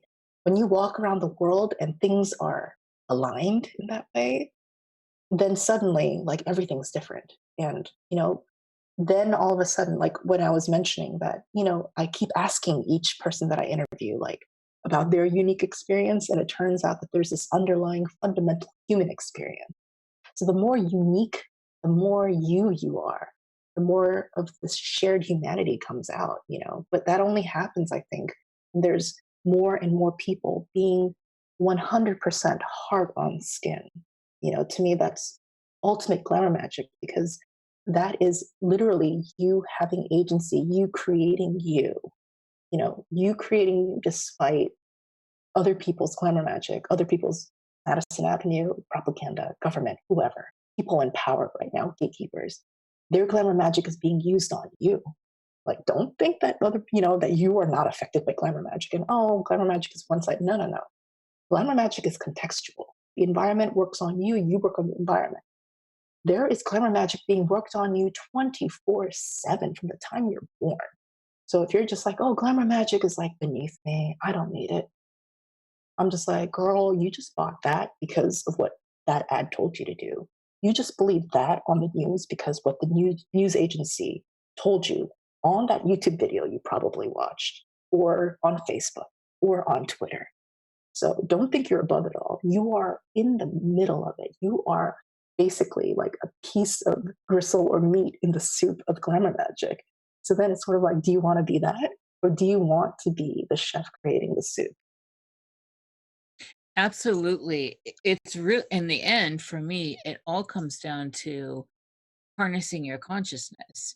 And so uh it's really truly inhabiting this space that you're in, you're part of, and self-empowering yourself. It's, again, it's a major tool, and the more you use it, you become more conscious. The more conscious you become, who knows where that road leads. It's like in a dream, the same theory applies. The more you start realizing you're dreaming within the dream, the more you start to awaken within the dream. Mhm. And that is, I mean, I think that's in the end one of the greater goals, is at the bottom line, that is a state of agency, inhabiting your experience.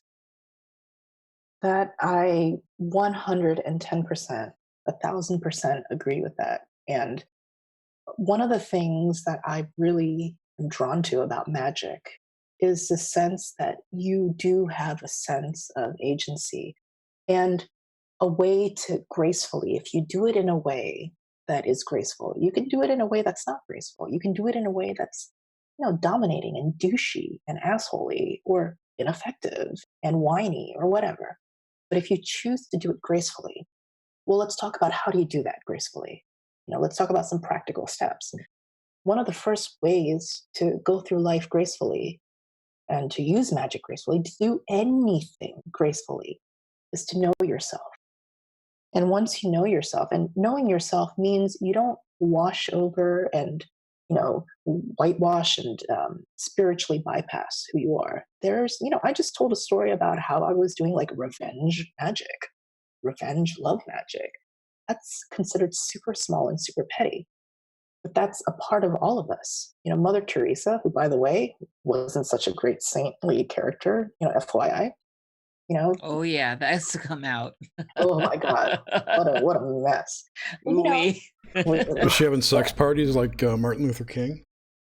well, I mean, I hope she did. I think she needed it. But it's That just came out too. Yeah, I mean, yeah, exactly. Martin Luther King.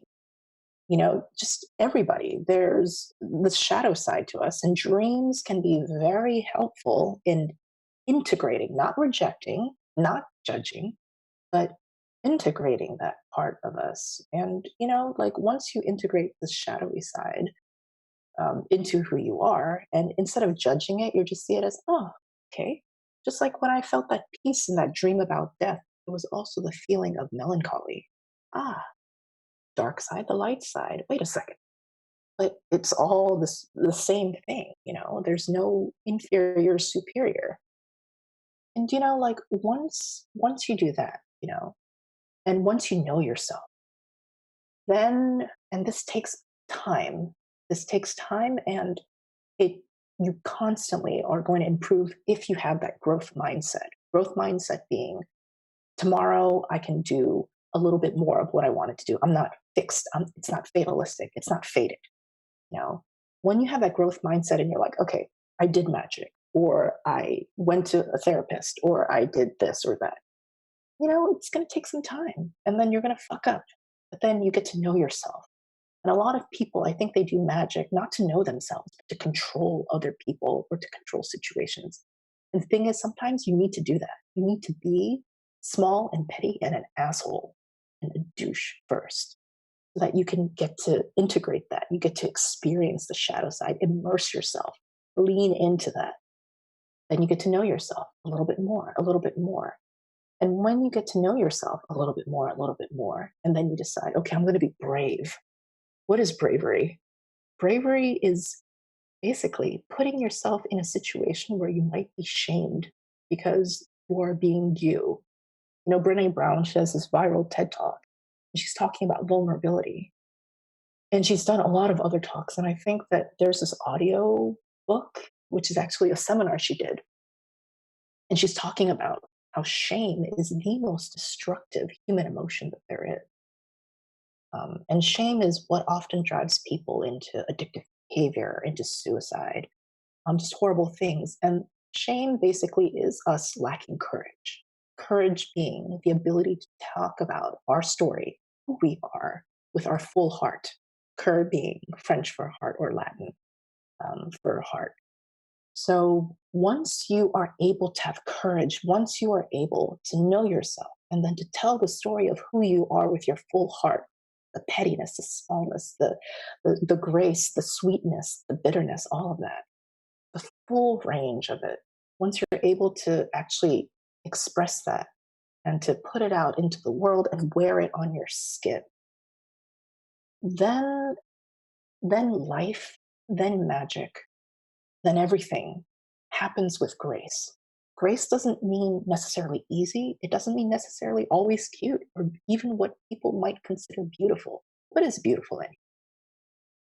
What we're looking for is grace. When things happen with this feeling, there's this feeling of grace too. Literally graceful physically, like a ballerina, like a dancer. But there's also grace as in what I guess people would say God gave you, the grace of God. You mix those two together, there's that feeling inside. of your embodied self moving through the world, being like, okay, okay. That feeling of, okay, all right, yeah, all right. And it could be not an ideal situation, but you're just like, all right. And then the next step, and it unfolds because you react to that context, you react to that situation with 100% yourself, with that courage, right? And then all of a sudden, because you're reacting to the environment and it acts upon you as well, then things unfold a little bit differently. You do magic again. And this time, the magic, you're like, I learned from last time, but you do it. You do it because you're embodied. You use some materials because just thinking about magic doesn't work as well as actually doing it physically. And then magic works maybe a little bit better, maybe not as well.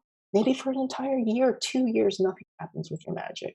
Broader Ashton Chazan talked about how his scryer, I forget his scryer's name, Ben Stefan, I think, for an entire year, he didn't have any results. And he was on the verge of tears and giving up, but he never did.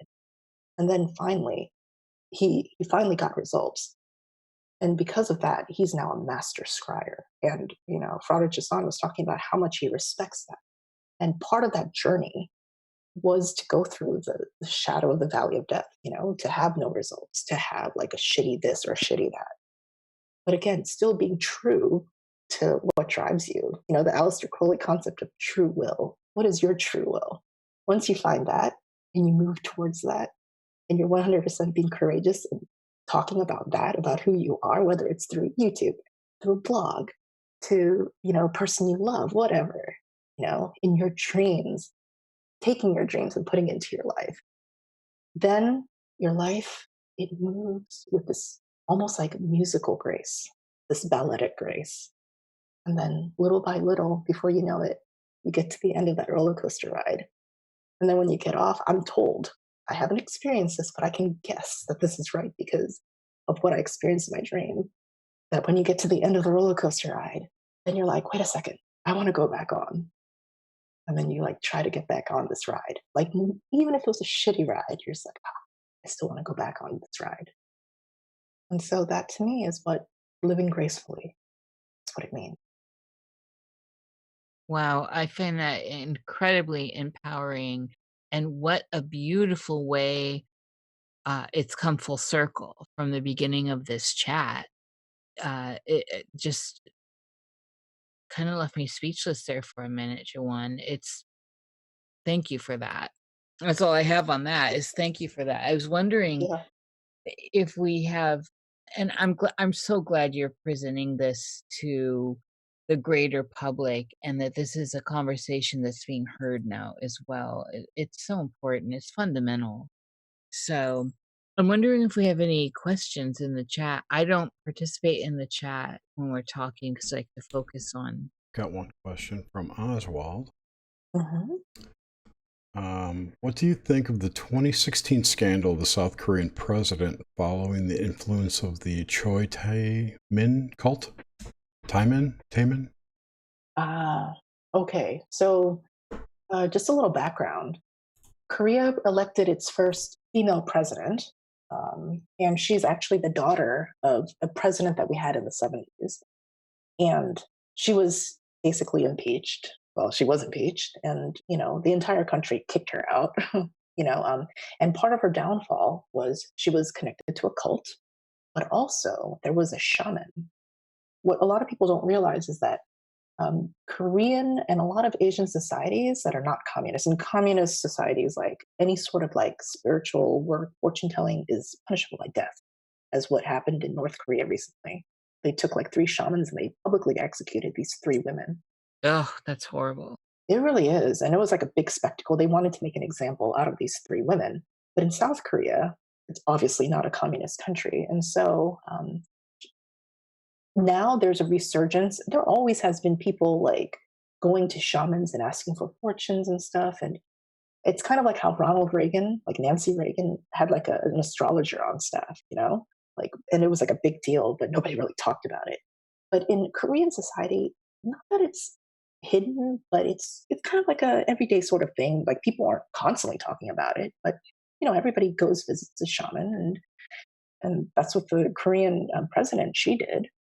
But I think that she took the shaman's advice too much or something like that. Like the shaman was considered almost like a Rasputin, and that was also considered sort of like, oh my God, she's so unfit to be a president. Let's impeach her. So what do I think of it? Um, I really don't have much of an opinion about it. I think though that there's no doubt in my mind that it was groundbreaking that there was a Korean president in South Korea before there's never been a female president in America. So I think there's that. I wonder how much misogyny played into it. I also wonder how much anti-shaman or like strong Christian judgments played into it, because a lot of the Korean elite, they were educated in Christian college. Like in Korea, it was Christian missionaries who founded a lot of the colleges. So, if you are the elite and you've gone to some of these top schools, a lot of it's Christian education, or it started out as Christian education. So I wonder how much of that also comes into play. So what's the deal with Dennis Rodman? Dennis Rodman is a girl. freak. He's a freak. You know what? I don't know. I think Dennis Rodman just enjoys being like, that asshole. I think he just enjoys that role. Right. Well, who doesn't? Good point. Yeah, and he can get away with it. So But the thing is, I know that Kim Jong-un, he was actually educated outside of North Korea. I think he went to like a boarding school in Switzerland or something like that. I thought he went to Oxford or something. Or yeah, like what a lot of people don't realize is that, not only is Kim Jong-un totally aware of what's going on in the world and was educated in the West, a lot of North Koreans, they know what's going on. I mean, there's bootleg, pirated South Korean TV shows are super popular in China, so it's an easy sort of like from China to North Korea. So people are watching South Korean TV shows. They know what's going on. They know that Kim Jong-un and the North Korean government is full of shit. Can they talk about it? No, but they know that. Right, but are they?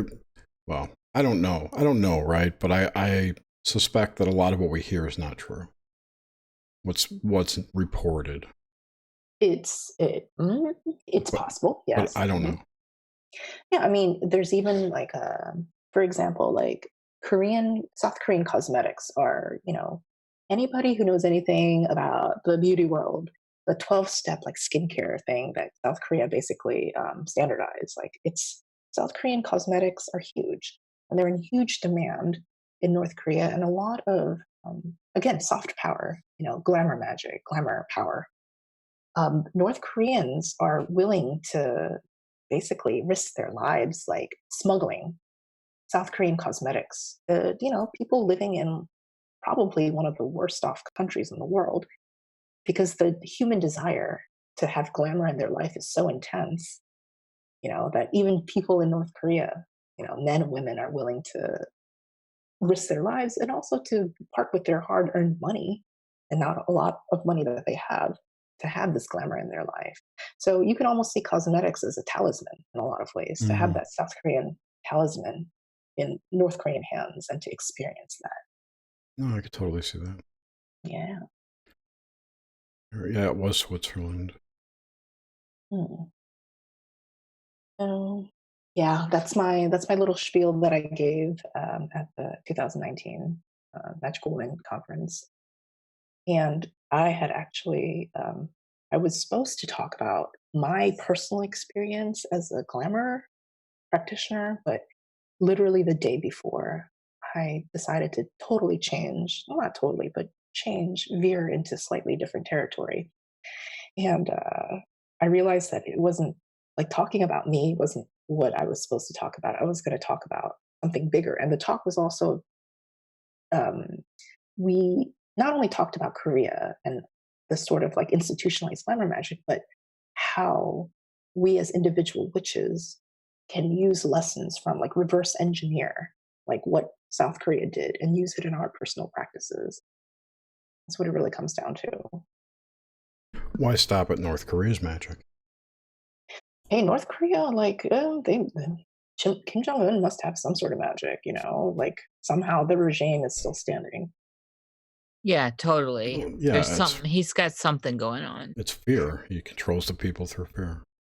Not only through fear, but also, there's a mountain range in South Korea, or in Korea, the Korean Peninsula, and it's considered the backbone of Korea. And I think it's on the east coast of Korea. It's like the backbone of the dragon.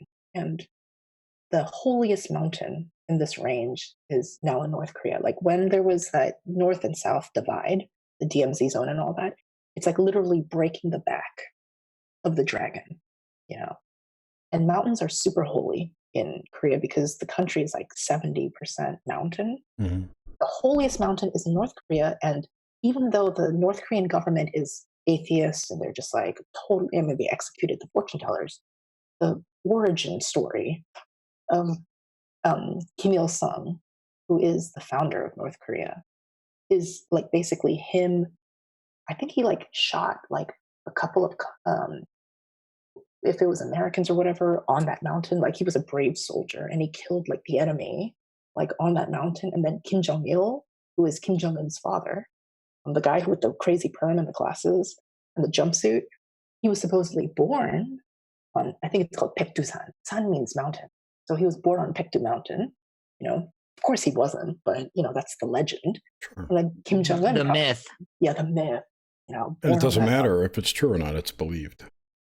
That's the propaganda. Mhm. Yeah, and that again is sort of like drawing like a Jesus sort of parallel to them, and it is a type of magic that they do. I mean, I always say the same mentality that drives the North Koreans to keep with that regime is the same mentality that created K-pop and created like it's called the Hallyu wave. Hallyu wave is what people call like when Korean entertainment became dominant in Asia. So it's that same mentality, the same sort of almost like obsession with this institutionalized glamour magic. It's the same thing. Kim Jong Un, BTS. I mean, there's this fundamental sort of mechanics technology working right there that is being employed maybe by the entire country, North and South. Yeah, just wait till 5G gets here. Oh shit. Then you're going to start seeing some real shit. Right. I got nothing else. This has been a great pleasure, really enjoyable. And I'm in gratitude for you gracing us. Oh, thank you. Right? You totally graced us Oh, with thank you. this wonderful chat and how Oh. it spiraled in and out. I got another question. Just came Okay. in. What's your favorite or least favorite K-pop band? Oh, well, I just recorded a video about BTS, and I think everybody loves BTS. I don't and, love BTS. well, you will once you watch all the videos. No. See, this is the mind control you were just talking about. Or, I'm sorry, magic. Guys, in the comment below, like, please list a video for Jerry to watch. Okay. So, I saw the bad lip reading of one of their videos. That was pretty funny. well, Something I my think that- spaghetti. I think that somebody needs to recommend like a BTS video for Jerry. I swear to you, like every single like reaction video that I've seen with a bunch of dudes being like, I don't care about BTS, I'm not into BTS, and then they watch a video, they're like, wait a second, I really like BTS. So guys in the comments below, what BTS video should Jerry watch? I recommend that you start with the dance practice for Fire. And then you'll be like, wow, these guys are legit. I will think about it. Yay. So they're my favorite. My least favorite? It's hard to say. It was an either or. Okay. Yeah. I think in general, like the system of creating K-pop bands, it's so state of the art. Like there's no other way to define it. It's state of the art. It's really difficult to have a not great K-pop band. They can all dance. They can all sing live while dancing. And they have a lot of media training. So they do this thing called fan service. And fan service is they know how to treat their fans. Like they know how to really turn up the glamour magic. Schmooze and to, spend hours. They're taught from day one. You basically worship your fans. Like the fans, like in the West, people worship Justin Bieber, Madonna, One Direction, whatever. But in Korea, you have to give service to the fans. You have to be the one who's like sitting there for hours upon hours signing every single thing, and everything that you do has to be for the fans. And so it's very hard to find a unlikable K-pop band. Understandable. Are they all like clones of two people or something? Sometimes they can be. But the thing is that the only time that people hate or dislike K-pop bands is because they're jealous, or they're like, my band is better than your band. So they're called antis or antis, antis. So like ANTI. So you're anti. If you're into BTS, you're probably anti EXO, which is another huge band, like in a boy band in Korea. So it's like a sports team. Basically. Which is a giant energy harvesting. So I could totally see that. Yeah. So there you go. Like that basically it's a sport. It's a sport. Yeah, and they encourage their fans to dislike the other one. I get it. Well, they don't encourage it, but in a way they kind of do, because it's like, they officially say, oh, no hate, but ultimately what you're trying to do is, it's such a competitive society. In Korea, there's a very narrow definition of what success looks like. So there's like no like fifth place, in Korea, there's like first place, and then there's like, oh, you're a loser if you're second and third. Second place is a first class loser, first place loser. I mean, yeah, the entire like tiger mom culture that people talk about in America. Oh my God, she's such a tiger mom. There is no tiger mom. I never heard that. What does that mean? Oh, so tiger moms, I think Amy Chua, I don't know how to say her last name, but she's a professor, I think, at Harvard or Yale. But she wrote a book called The Battle Hymn of the Tiger Moms or something like that. And basically it's a parenting manual saying Asian kids do great in life, are successful because basically we as mothers, we're tiger moms. We expect nothing but A pluses. Them to win every single piano competition, they have to do, like so many different activities and excel at them. These are the reason today's society is so fucked up. These people. There you go. South Korea has. That's rough. The glamour magic is on point in South Korea, but the shadow side to that is Korea has, I think, the highest suicide rate in the world, because if you don't graduate from the top school in Korea and you don't get a job with Samsung or LG, you're a loser. Or Hawaii. So, yeah. Or actually, Korea also is known for being a plastic surgery hub in Asia. A lot of it is, and there's a certain look called the Gangnam face. And maybe you've heard of Gangnam Style, that song by Psy that was really popular a couple of years ago. Gangnam is sort of the upscale area of Seoul, Korea. And Gangnam face is when you see, and if you go on Instagram, you can see tons of girls who maybe if they don't have the surgery, they actually have apps to look like you had like that surgery. It's like Wait, what's Instagram? I'm kidding. Yeah. But it's that super pointy chin, that super pointy nose. You look like a Japanese anime come to life. And that's kind of. I have noticed that trending lately. And that's considered to be the epitome, of beauty. Perfection. So so if you're not beautiful, if you're not super successful, then you're a loser. You might as well kill yourself. So. And that's a general Asian thing, though. I think it is to look perfect. And I think Koreans take it way further because of the Neo-Confucian culture. So in Neo-Confucianism, your status, your social class was dictated by what you wore. So in China now, it's dictated by a score they keep. Oh yeah, that social media thing. Are you social media worthy or whatever? Right. Oh, it's terrible. They have it here too. They just don't tell you. No, it's rolling out more and more here. It's surfacing. Well, here I think what you have is clout, right? It's that je ne sais quoi of whether or not you're cool on social media. You have clout, not necessarily like how many followers, but you have clout. Influence, exactly. So but I mean, I guess one of the things that I've read is that the system, social media like grading system that they have in China that it's not as harsh as maybe we've read about. I don't know. Again, I don't want to believe. I don't believe that. I'm not sure, but truly, like that also could be maybe a shadow side to glamour magic. It's like people buying Instagram followers, like creating, like, like in Russia, you can hire a private jet for like a photo shoot and post Do pictures. that here too.